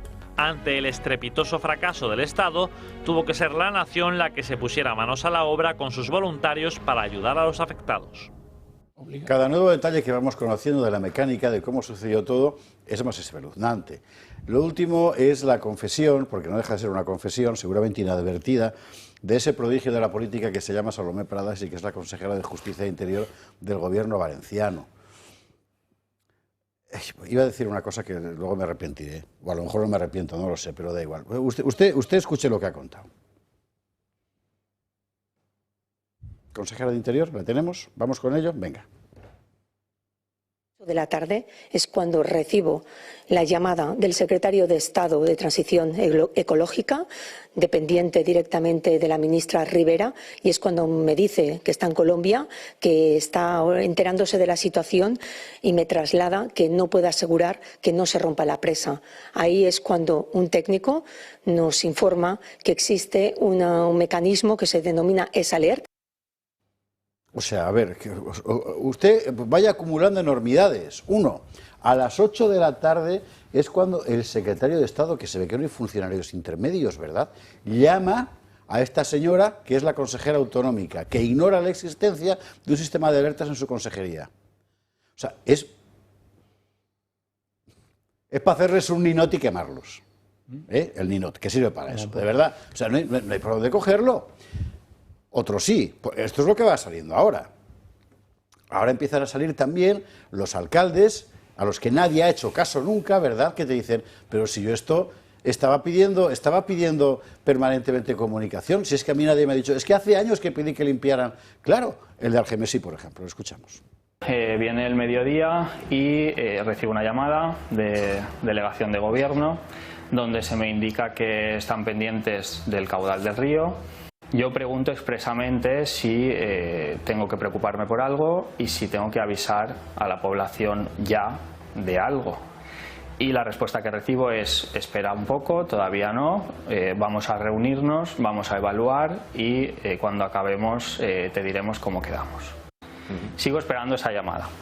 A partir de esa llamada empieza a llover en Algemesí torrencialmente. Torrencialmente no, triplicaba la torrencialidad. Y enseguida tomamos la decisión desde el ayuntamiento de avisar a toda la población. Bueno, pero es que no es posible hacer las cosas peor. Es que eso es lo que te dice la consellera, a la que por lo menos has conseguido pillar y ponerle un micrófono delante. Pero es que el director general de emergencias y el secretario autonómico de emergencias se han destacado por algo en los últimos 10 días, es por su absoluta evanescencia y por su evaporación. Estamos todos discutiendo qué hacía Carlos Mazón entre las 4 y las 7 de la tarde. Pero el secretario autonómico de emergencias apareció a las 11 de la mañana del día siguiente. ¿Os acordáis que en el año 2002 hubo unas tremendas inundaciones en el este de Alemania? Sí, en Sajonia. Bueno, había elecciones. El candidato de la democracia cristiana, Edmund Stoiber, que había sido ministro principal de Baviera, llevaba 6 puntos, iba 6 puntos por encima de Gerhard Schröder, ¿no? Sí, que era señor. socialdemócrata. Vale. Se produce la inundación, una cosa catastrófica. El río Elba se desmadra. Bueno, Schröder se pone unas botas de agua, una zamarra y se va allá. Recorre los pueblos, tal, se pone a montar, a organizar. Y Stoiber ni va. Ganó las elecciones Schröder. Esto, moraleja. Sánchez, Marlaska, Mazón, preparaos. Bueno, ahí introduces un factor que me parece que es interesante. Evidentemente, lo más importante es la gestión, es que gestiones correctamente, que estés al quite, que sepas tomar las decisiones importantes, pero comunicarlas, hacer sentir a la gente que tienes un Estado, unas instituciones que se preocupan, saber acompañar, saber explicarte, también es extraordinariamente importante porque, bueno, porque al fin y al cabo es lo que percibe claro, la ciudadanía. Y en eso la gestión de todos los niveles de gobierno ha sido pésima. Desde el si necesitan ayuda que me la pidan de Pedro Sánchez hasta el discurso desabrido de las conselleras diciendo aquí no vamos a entregar cadáveres a los familiares, que se vayan a su casa y que espere una llamada telefónica porque aquí no se va a hacer con perdón. Hay que gestionar bien y eso es lo más importante y eso es lo que salva vidas. Pero saberte explicar, saber tener empatía, saber acompañar a la gente en momentos como este, tener pues eso, ese feeling que hace que tengas el gesto que la gente desea ver. Y saber pedir perdón. Aquí comenzábamos esta semana, usted lo recuerda, con un señor que era el responsable de una sociedad de gestión de emergencias del gobierno valenciano. Y con su segundo. Lo era hasta que PP y Vox rompieron. Estos señores eran técnicos, no eran gente de partido, pero los echaron. Y en su lugar han puesto a lo que usted está viendo. Vale, y es que eso hay que decirlo. Sí, y hay otra conclusión que tenemos que sacar también de todo lo que estamos viendo, es que ha fracasado el Estado de las autonomías. Ha fracasado, porque no la colaboración, la cooperación, la forma de complementarse no existe. Con este rebote de pelota de responsabilidades de unos a otros sin que nadie tome las decisiones, sin que se tome el nivel 3, significa que España no está preparada para catástrofes como estas porque el Estado de las autonomías no funciona. Y no funciona en varias áreas, no vamos a extendernos aquí en cuántas cosas no funciona. Pero lo que está claro es que las vidas que se han perdido no volverán. Y que el hecho de que no hayamos tomado en serio ese problema que hay con el Estado de las autonomías, lo vamos a pagar muy caro. Y no solo en esto, sino en muchas otras cosas. Óscar, Alejo, publicidad. Hoy me han contado una cosa que me ha dejado patidifuso. El gobierno balear, ¿no? Ahora es del PP, ¿no? Sí, vale. Sí. Entonces, no, perdón, no es valenciano. El gobierno valenciano es del PP. Bien. Entonces, bueno, ya sabéis, el problema de la lengua, tal. Bueno. El PP, pues Vox le pidió que ese tema de la lengua se solucionase sobre la base de respetar los derechos de los padres para elegir. Bueno, sí, muy bien. Vox y PP han roto tal. Y ahora resulta que para ser profesor en enseñanza media o bachillerato en Valencia exigen el nivel C1. C1 es el máximo de valenciano. Muy bien. Eso quiere decir que nadie del resto de España puede ir allí a enseñar, matemáticas o a enseñar biología en segundo de bachillerato. Solo los valencianets. Decir que y eso no ya no todos, es España. cuidado, Claro. los valencianets y no todos, porque no todos tienen C1. Pero hoy me han dicho que el PP eso lo ha mantenido. Eso venía del Chimo y toda la banda. Lo ha mantenido, pero ha hecho un añadido. Se exige ahora el C1, como diríamos en Cataluña, a mes, ¿no? Se exige el C1 para enseñar inglés y para lengua española. ¿Os gusta? Gracias, PP. Hay que decir, no, si el PP lo hace Gracias, todo genial. PP. Tú sí que sabes. ¿Y qué pasa con los profesores de mucho talento del resto de España que podían ir a ayudar en Valencia a enseñar bien? ¿Qué pasa? Que no hace falta porque tienen que saber súper valenciano, ¿no? Bueno, es que en Baleares con la sanidad es lo mismo. Eso es un verdadero problema. Óscar, comentario y a la publicidad. Vamos a la publicidad, va a terminar pagando Alejo el anuncio. Es un problema de autonomías, pero es un problema de clase política. Las autonomías lo que hacen es multiplicar ese enfrentamiento político que hay, pero también la moral o la falta de moral de la clase política, de escrúpulos, que lo estamos viendo, es decir, no parece tener límites en España, ¿no? Es decir, creo que ese es uno de los grandes problemas. Las autonomías, por supuesto, pero es que ¿qué están haciendo los políticos? Es que, antes lo decía Carlos, es que no saben ni pedir perdón. Es decir, yo no te digo que lo entiendan como un hábito, porque al final es que se están equivocando permanentemente, ¿no? Pero es que lo ven como algo que supone pues un menosprecio de su labor, y es que la gente agradece que cuando te equivoques lo reconozcas, y no solo no lo reconoces, sino que sacan pecho. Es decir, el problema de España es que el enfrentamiento es permanente y ya llega un momento en que es insostenible para cualquiera. Señores, a la publicidad, que hemos de conocer todavía más cosas. El asunto de la intervención rapidísima de la Guardia Civil para detener a los peligrosísimos agresores del presidente del gobierno, movilizando una unidad especial de la Guardia Civil, que es una puñetera vergüenza. 2, Teresa Rivera, que se está yendo de rositas, esa criatura del lobby climático, ¿verdad?, convertida en viceúrsula, pero que es la responsable política de las dos instituciones que más han fallado, o mejor dicho, que más graves han sido sus fallos en esta crisis, la EMET y las confederaciones hidrográficas. ¿Y esta mujer dónde está con sus pelos? En Bruselas, con la laca de Úrsula, será. Venga, Publi, y a la vuelta lo vemos. 23-17, 22-17 en Canarias. Vamos con un asunto que puede parecer anecdótico dentro de la tragedia, pero no lo es, porque es manifestación de uno de los grandes núcleos del problema, que es la incompetencia política, o aún peor, me quedo corto con la palabra incompetencia. Se trata de la persecución política subsiguiente a la protesta contra Pedro Estoy Bien. Persecución que ha llevado a la actuación de la Guardia Civil sobre los vecinos. O sea, es una cosa como de Godoy en Aranjuez, ¿verdad? En fin, lo que ha pasado ha sido esto.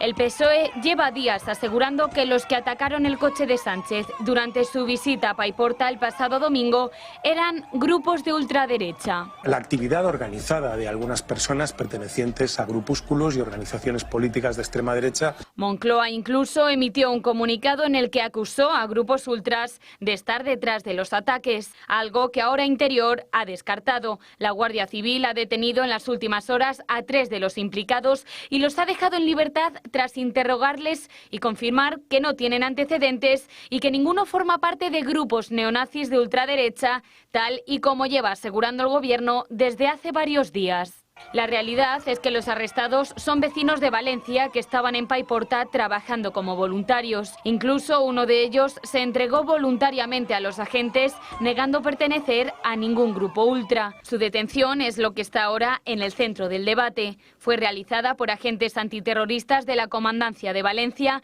y reforzados por expertos de una unidad desplazada desde Madrid que está especializada en sectas, movimientos racistas, xenófobos y antisistema. Algo que ha generado mucha malestar dentro del cuerpo. Fuentes de la Benemérita aseguran que con el servicio de información hubiera sido suficiente. Un malestar que se extiende también al líder de Vox, Santiago Abascal, quien ha criticado que por órdenes de Sánchez se criminalice a los voluntarios y se detenga a las víctimas, mientras que la familia del presidente sigue impune. Aún una docena de personas están en el punto de mira de la investigación por estos ataques a Pedro Sánchez, pero lo que sí tienen claro los agentes es que ninguno de ellos pertenece a grupos de extrema derecha. Una vez más, todo al servicio de Pedro Sánchez. O sea, es que iba a decir que no tiene nombre, pero sí lo tiene, ¿no? Egolatría...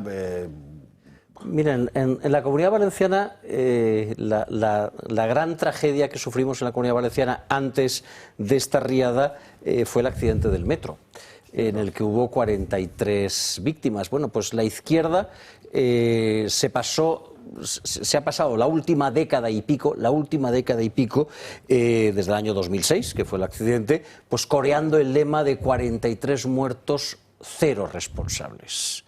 Vale, pues te lo veo y te lo doblo, 207 muertos por ahora, 207 muertos por ahora, y aquí los únicos detenidos son 3 ciudadanos de Paiporta, de Albal y de Godella, que habían ido ahí a ayudar a sacar escombros, a quitar barro, que habían sufrido la dana, la riada en sus propios pueblos y en sus propias costillas, y que, llevados de la indignación, pues oye, tienen unas palabras gruesas, reprobables, y dan unas patadas también reprobables al coche del presidente del gobierno. Las víctimas detenidas. Y los responsables pues disfrutando, sea quienes sean ellos, ya lo descubriremos en breve, sean quienes sean ellos, todavía sentados en sus sillones ministeriales o en sus consellerías. Las víctimas detenidas y los responsables ejerciendo sus cargos públicos. Es el mundo al revés. Óscar, Juan Antonio, Alejo. Bueno, a mí como hijo del cuerpo, la verdad, me avergüenza este tipo de comportamientos. La Guardia Civil no está para proteger al poder de los ciudadanos, está para proteger a los ciudadanos del poder tiránico, que es lo que está sucediendo aquí. El tema de los ultras, a mí me sigue sorprendiendo que siga funcionando. Yo creo que no funciona. Es el discurso del odio, el victimismo, la mentira organizada. Y a mí me gustaría romper una lanza por aquellos que están siendo tachados de ultras sin serlo y que están haciendo lo que aquellos que les acusan no son capaces de hacer. Hoy leía un artículo magnífico sobre una asociación Revuelta que han conseguido recaudar creo que 1.500 toneladas de material, y esto lo cuenta la chica y la verdad es que da gusto leerla, ¿no? Dice, bueno, decidimos cuando nos levantamos el martes que teníamos que ayudar. Nos juntamos 6 amigos, nos fuimos a San Blas, había que buscar furgonetas, ahí empezamos a recopilar material. Como vimos que lo estábamos petando, nos fuimos a Arganda porque hubo otro, Alfonso creo que se llama, que nos dejó la nave, 1.500 toneladas. Bueno, pues, aparte de 200 trailers, 400 furgonetas y camiones. ¿Y qué es lo que hace esta izquierda malvada? Acusarles de ultras. Es decir, ellos que no hacen nada, ellos que simplemente se aprovechan del poder para su negocio personal, para sus ambiciones íntimas, se permiten el lujo de acusar de ultras a aquellos que están haciendo más de lo que deben, porque no es el papel de esta asociación hacer eso, ¿no? Entonces, al final, dices, es el mundo al revés.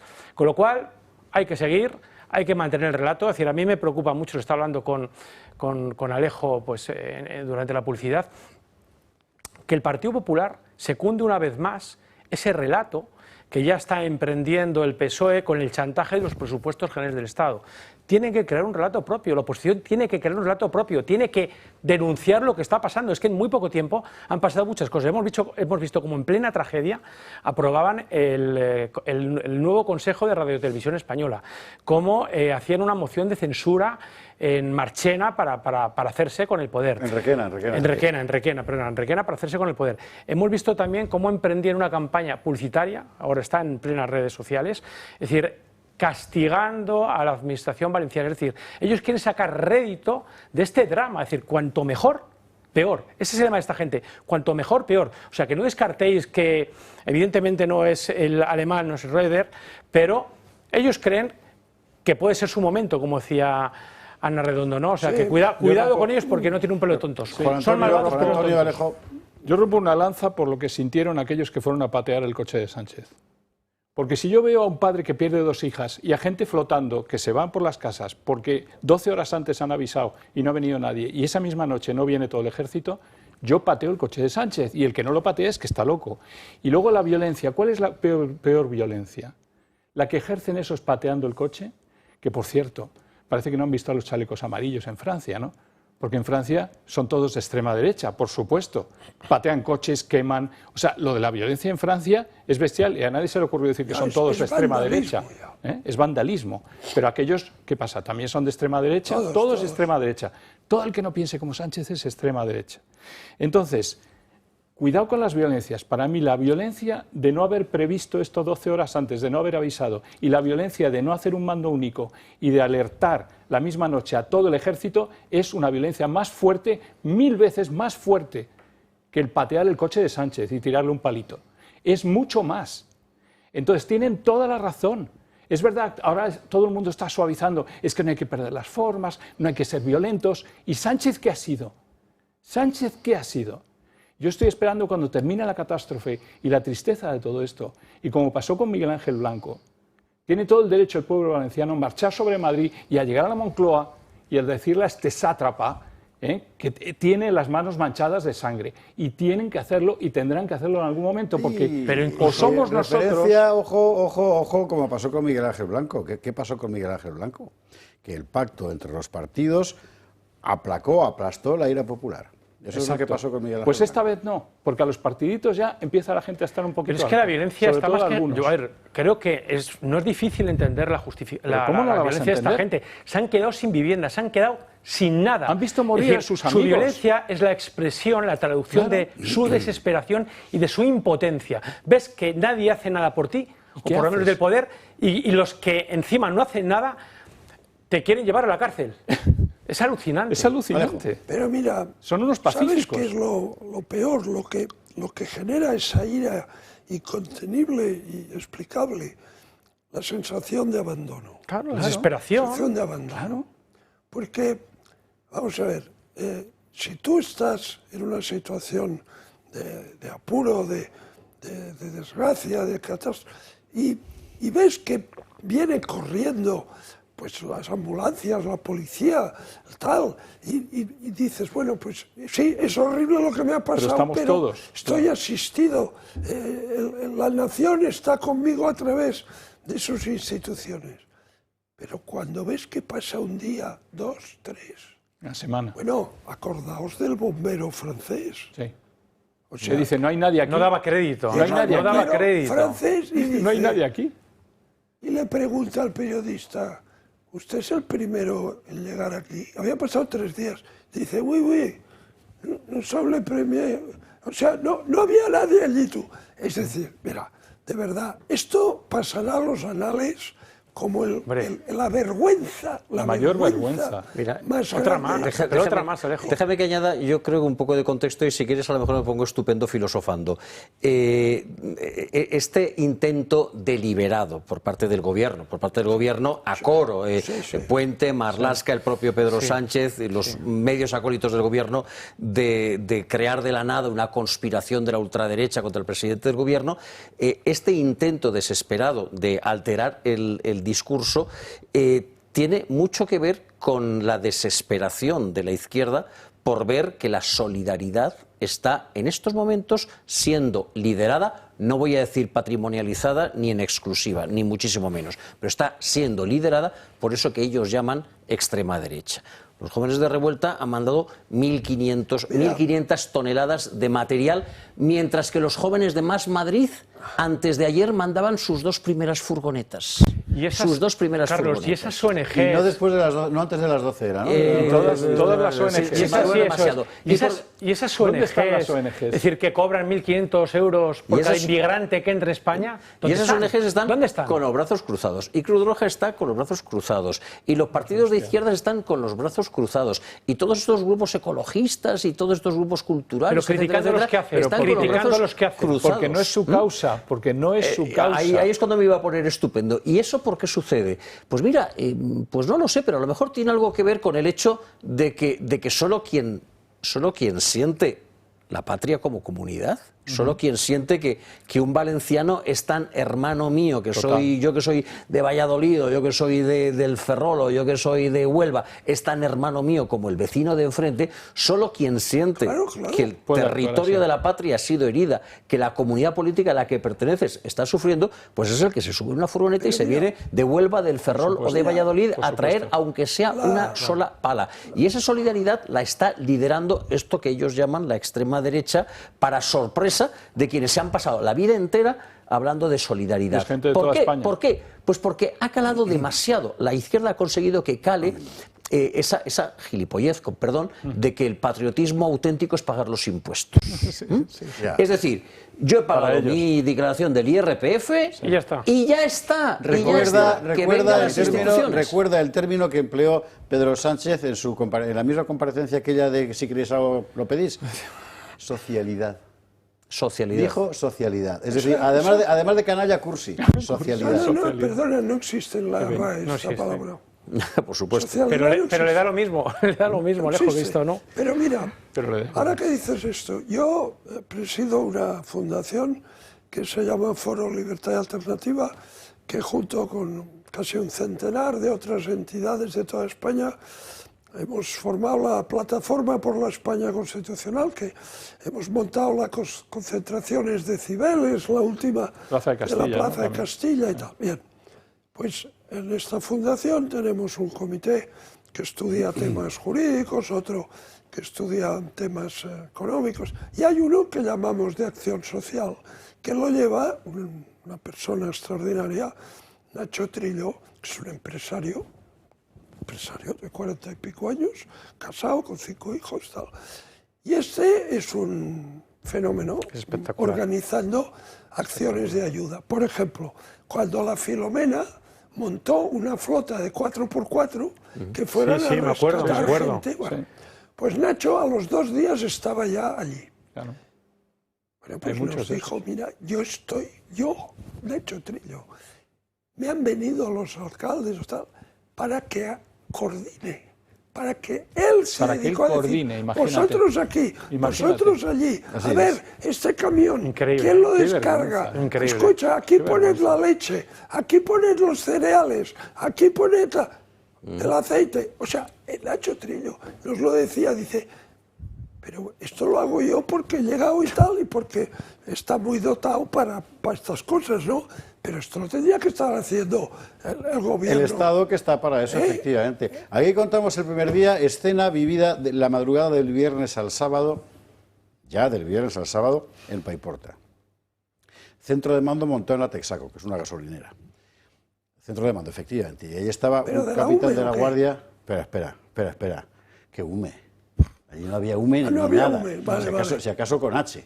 O sea, había un capitán de la Guardia Civil, un policía local, un señor de protección civil y un concejal, que se reúnen en el centro de mando y empiezan a pelear entre sí a los 5 o 10 minutos porque era un centro de mando sin mando. Nadie les estaba organizando. Qué barbaridad. De tal forma que al final esta gente a lo que se ha dedicado fundamentalmente ha sido a tratar de sobrevivir al aluvión de gente que ha llegado a echar una mano de verdad, según alguien les iba permitiendo hacer algo.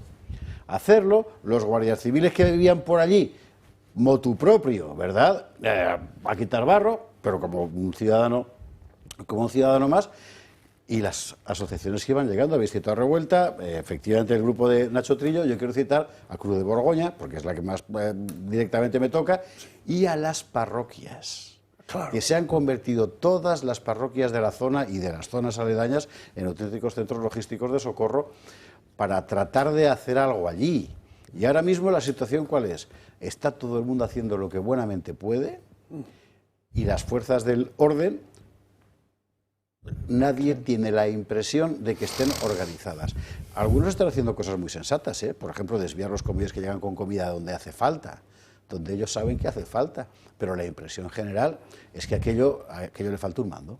Todavía no hay un mando unificado. Y estamos aquí. Y luego, sí, pero sí tienen orden, pero sí tienen orden, José Javier, para mandar unos cuantos guardias civiles y que busquen ultras donde no los hay. Sí, claro. Sin darse cuenta de lo que estábamos hablando, que la causa de esa violencia es tan humana como natural cuando viene de la desesperación y del abandono. Eran vecinos. Pues claro que eran vecinos.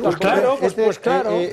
Vamos a una y lo saben, ellos lo saben. Sí, ¿y tampoco? No, que tampoco buscamos dónde se hacen las mejores prácticas de todo esto. Si tú miras la protección civil en Italia, es uno de los ejemplos a nivel mundial mejor organizada para catástrofes. En 15 minutos, en 24 horas, está todo organizado. ¿Por qué no tomamos ejemplo de cómo funciona la protección civil allí? Juan, como bien sabes, hubo varios países que ofrecieron, aparte de los bomberos franceses, el propio primer ministro francés lo ha contado, que ofrecieron ayuda y el gobierno español lo rechazó. Italia tiene una práctica... Pero aquí también hay organizaciones cualificadas. Lo que pasa es que no les dejan trabajar. Sobre la cuestión política, es muy importante este asunto porque, vamos a ver, es que usted es muy joven y no se acordará, ¿verdad? Pero en España hace 20 años el Estado existía. O sea, lo veías funcionar. Mejor, peor y tal, pero bueno, las cosas mal que bien, o sea, los trenes que habían por los túneles, ¿verdad? Bueno, perdón usted. Ahora la impresión que da es que no hay. Y además que el que debería adoptar la responsabilidad política, en enlazo con lo que explicaba Alejo al principio del programa, escurre el bulto. Lo que ha hecho el gobierno, quitándose del medio y metiendo al ministro de Política Territorial, o como gaita se llama eso ahora, y Memoria Democrática, ¿verdad? Para que sea él el que vaya a las Cortes. Yo no sé vosotros, me acaba de escribir Ernesto, que es un espectador canario, desde aquí le mando un abrazo, diciendo, él en vuestro lugar, yo también, por cierto, es que no iría a esa comparecencia de Torres. O sea, en cuanto entre, no, sí que iría, y en cuanto entre por la puerta, todo el mundo fuera, porque es una puñetera vergüenza. ¿Qué hace ese tío ahí? Me parece. No, la pregunta es ¿qué hace el presidente del gobierno de Azerbaiyán? Ya, pues eso sí que es vale, hay una conferencia internacional sobre el cambio climático y a lo mejor va a aprender cosas. Pues mire, por importante que sea esa conferencia, por trascendental que sea esa conferencia, con toda franqueza, no se me ocurre nada más importante que dar explicaciones a los españoles de lo que ha sucedido. No las va a dar él, no las va a dar Marlaska, no las va a dar Margarita, se llama mi amor, no las va a dar nadie. Y tampoco las va a dar Teresa Rivera y tampoco las va a dar... Pues si es que si el macho de pa importa, ha ido huyendo hasta Azerbaiyán. Nos mandan a un canario que en Canarias ni siquiera hay ríos. ¿Perdón? Que en Canarias ni siquiera hay ríos. Pero es porque lo mandan. Porque el gobierno quiere plantear esto en la situación de esto ha sido una cuestión de competencias territoriales. Pero mira, Carlos, esto que estábamos diciendo, para que la gente reciba los mensajes y despierte. Este señor que se llama Torres, ¿no? Bien, llega a la comparecencia. Y entonces la oposición, si yo fuera la oposición, diría, señor Torres, muchas gracias por su presencia, pero no lo esperábamos a usted. Esperábamos al ministro de Interior, a la ministra de Defensa y al presidente del gobierno. Por tanto, como lo que usted tenga que contarnos no tiene nada que ver con lo que nos interesa, le deseamos muy buenos días. No, pero los grandes grupos de comunicación... Elevo la sugerencia. Pero los grandes grupos de comunicación están engrasados. O a la ministra responsable, o a la ministra responsable de las dos instancias que han fracasado estrepitosamente, que son la AEMET y las confederaciones hidrográficas. Y la ministra responsable es una señora que está preguntándole a Ursula von der Leyen qué tipo de la causa, está fuera de aquí, está quitada del medio para ser comisaria europea con el voto del PP. Así que nos vamos a la publicidad nosotros y a la vuelta vamos a hablar de doña Teresita. A ella se le puede aplicar.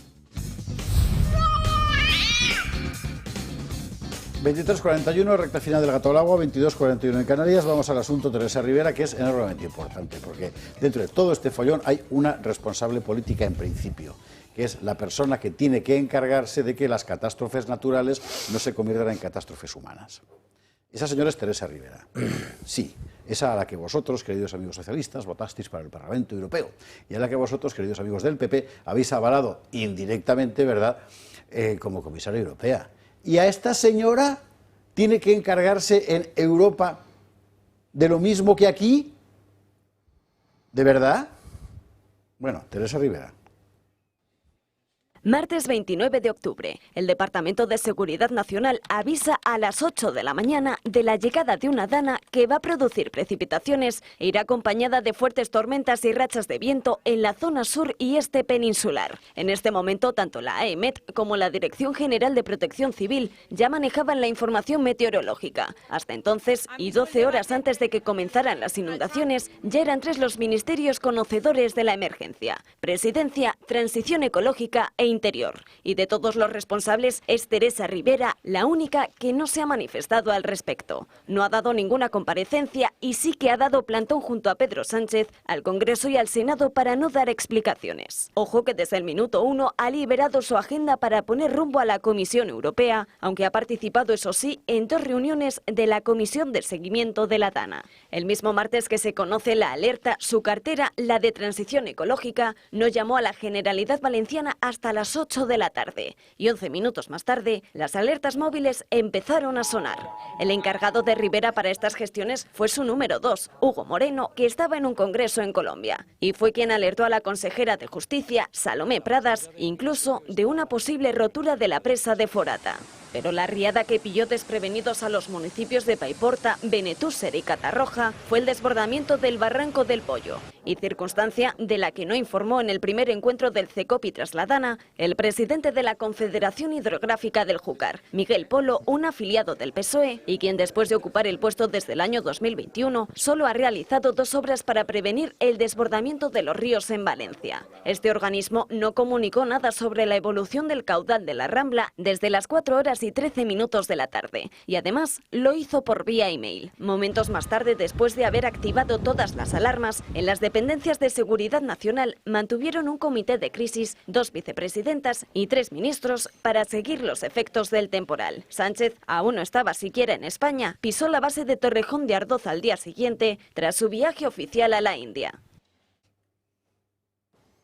Pues no se puede explicar mejor que como lo ha explicado Beatriz Dávila. O sea, aquí objetivamente hay que es la autora de este vídeo, aquí hay una evidente negligencia por parte de un responsable político. Y falta de previsión. Totalmente. En fin. No, lo peor es que Teresa Rivera está en lo alto de la pirámide de responsabilidades, ¿no? Si está, o sea, si no se la oye y no toma ninguna decisión ese día, es dejación de funciones, con consecuencia de muertos. ¿Tú le has oído decir algo de todo esto? No, está fuera. Ha dicho, está en silencio. Dijo, desde septiembre, desde el mes de septiembre, viene diciendo lo mismo que salía en este. Vamos a ver el post, por favor, que no lo tenemos, ¿verdad? Ella está en lo que está. ¿Dónde está Teresa Rivera? Ella está en esto. Muy honrada por la designación como vicepresidenta ejecutiva de Transición limpia, justa y competitiva en el colegio de la presidencia von der Leyen. Juntos seremos un equipo trabajando por un objetivo común. ¿Qué objetivo? Prefiero ni pensarlo. Pero ella está en eso y ahora está en lo que contaba. Ay, mira, por cierto, ya que estamos, explica lo de los exámenes, anda, que decía la capilla por la que está pasando ahora. Está como los otros candidatos. Como sabéis, la Comisión Europea es un organismo ejecutivo que tiene como misión la iniciativa legislativa, es decir, proponer normas. El Parlamento Europeo no tiene iniciativa legislativa, lo tiene la Comisión, y poner, ejecutar las políticas de la Unión y el presupuesto. Es, entre comillas, el gobierno de la Unión, vamos a decirlo así. Bien. Entonces, sus comisarios, entre comillas, ministros, son propuestos uno por cada Estado miembro, ¿vale? Y además el Estado miembro pide, determinadas áreas de competencia, típicamente. Francia siempre quiere mercado interior. Bueno, Polonia siempre quiere agricultura. Irlanda le gusta la pesca. O sea, quiere decir que cada estado tiene sus preferencias. Bueno, pero la presidenta de la comisión, que ha sido, eso sí, nombrada por los jefes de Estado y de Gobierno y revalidada por el Parlamento Europeo, ya en posesión de su cargo, ve las propuestas de los estados, cada estado propone un comisario, y lo que cada estado le gustaría tener. Y entonces ella se entiende con los gobiernos y le dice, oye, fulanito, al de Lituania, escucha, es que me faltan mujeres. Tú que me has propuesto a este señor, que sí que es muy bueno, ¿no tendrías una mujer? Porque me faltan mujeres. O, por ejemplo, oye, mira tú, agricultura imposible porque se lo he de dar a Polonia. Pero te puedo ofrecer, en cambio, desarrollo territorial, yo qué sé, transporte. Bueno, y esto dura lo que dura. Y cuando ya los tiene a todos colocaditos con la etiqueta, entonces van al Parlamento y se someten a lo que se llama un hearing, en español una audición. Y entonces van a la comisión o comisiones, que pueden ser varias, que afectan a sus competencias y presentan su, entre comillas, programa. Yo, si soy comisaria de, yo qué sé, de transporte, lo que voy a procurar es el transporte limpio, la multimodalidad, bla, bla, bla, explica.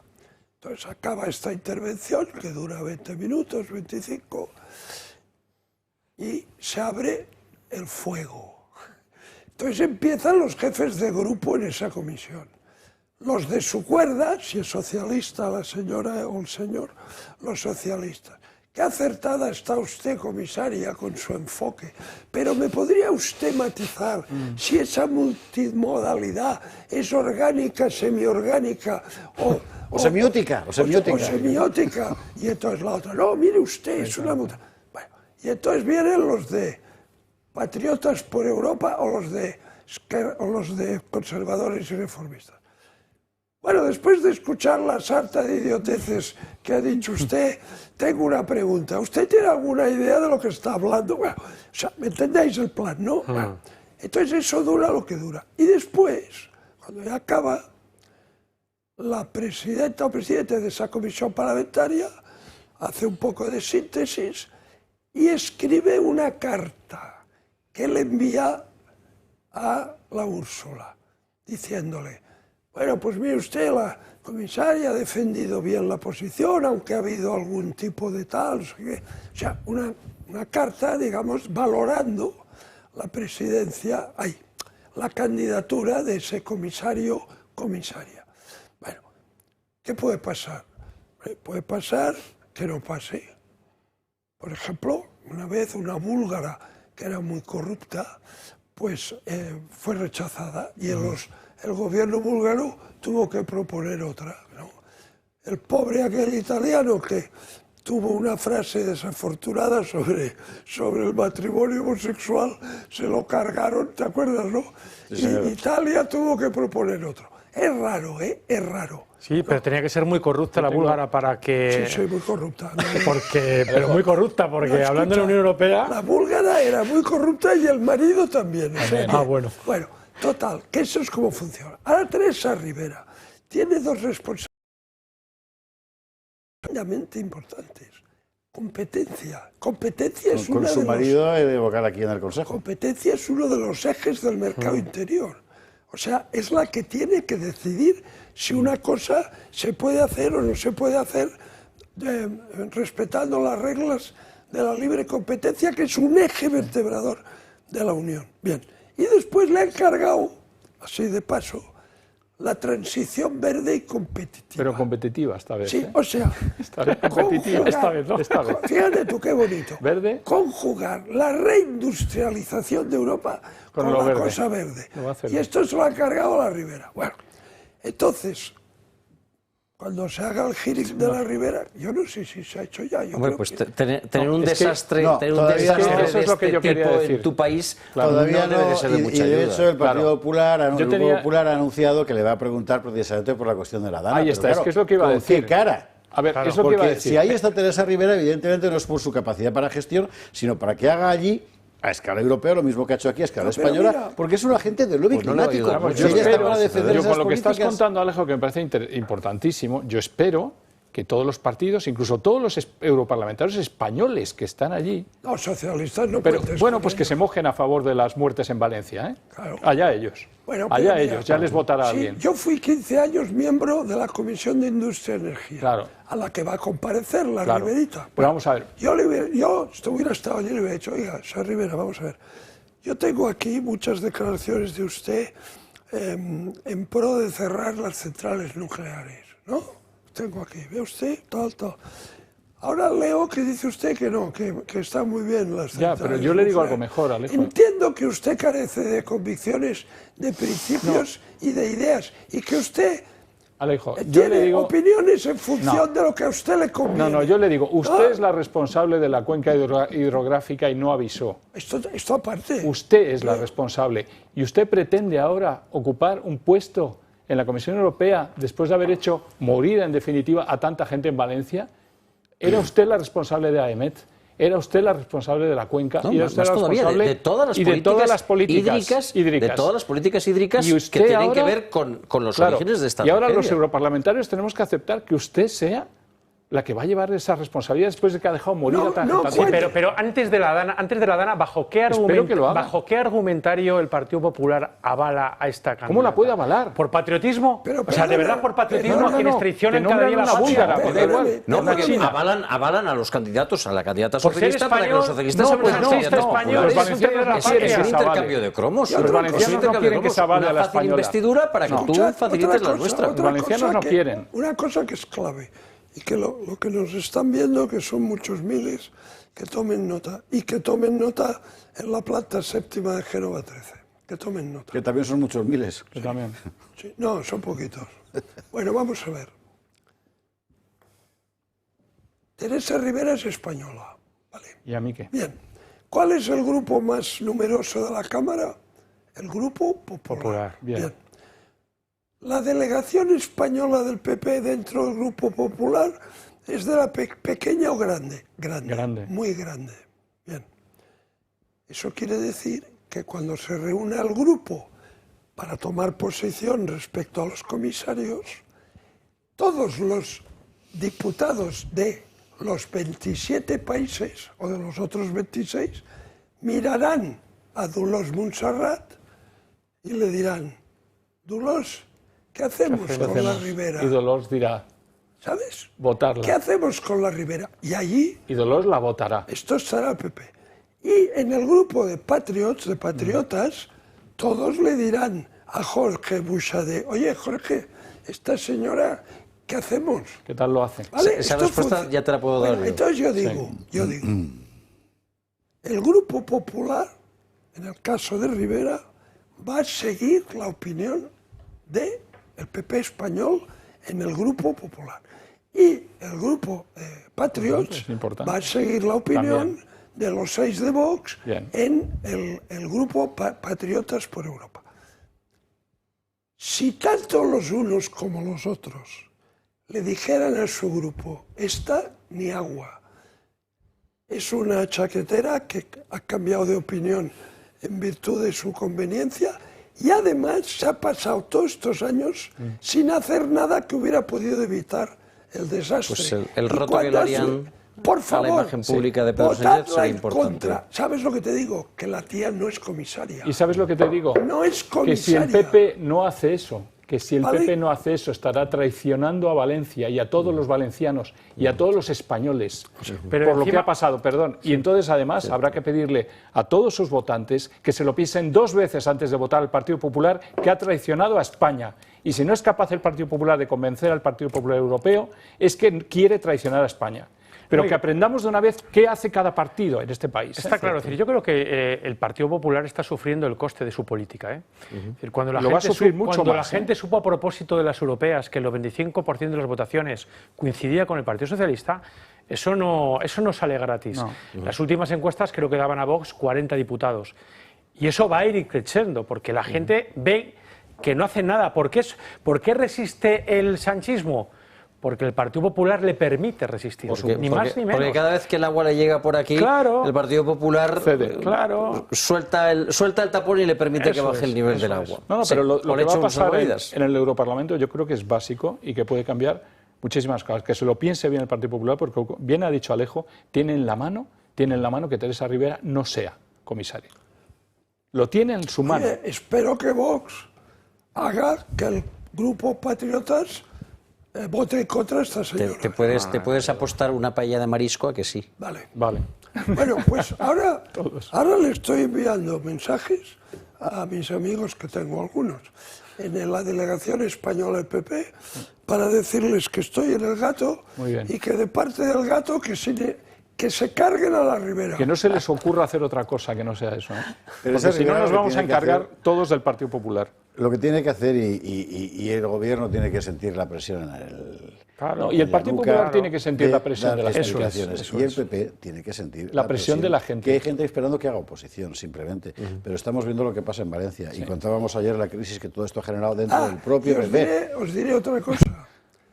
Como la cartera de competencia es muy...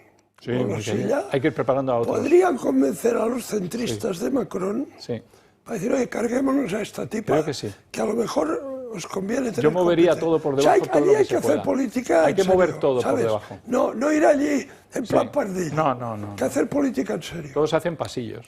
O sea que bueno. En fin, aquí estamos, en manos de Úrsula al final. A ver, que mire usted, que mire usted. Ahora bien, insisto, a Teresa Rivera hay que ponerla en el dacibao, o sea, en la pared, ahí como que y usted escribe encima lo que le apetezca. Pero aquí hay un responsable político fundamental, que es el presidente del gobierno, porque no tomó las medidas que debía haber tomado, y un responsable ejecutivo, que es el ministerio encargado de las instancias que más clamorosamente han fallado. Y a partir de aquí debería empezar el debate. Porque si esto ha ocurrido es por una serie de errores de gestión, fruto de eso que la ministra Ana Redondo, con su sinceridad bien conocida, llama dogmatismo climático. Y así lo escribió ella en su papelito. Porque ha sido eso, entre otras muchas razones, lo que ha provocado que una catástrofe de este carácter haya multiplicado sus efectos sobre los ciudadanos que le pagan los impuestos a María Jesús Montero, para que luego te diga que, hombre, el segundo pago del IRPF, pues que te lo aplaza, aunque te hayas quedado sin nada. ¿Y con qué lo van a pagar, Bonica? Damos un burdel con Tito Berni y nos vendemos todos, a ver. De verdad. Bueno, Juan Antonio de Castro, Óscar Rivas, Don Alejo Vidal Cuadras, Don Carlos Flores, gracias mil a los cuatro por estar aquí esta noche. Nosotros mañana, Gato de Viernes, sea usted formato Úsares y será en directo. Habrá que hablar de Estados Unidos y, por supuesto, de lo de Valencia. Ya le digo, con los voluntarios de Valencia en primera línea de combate. Que descansen, mañana más.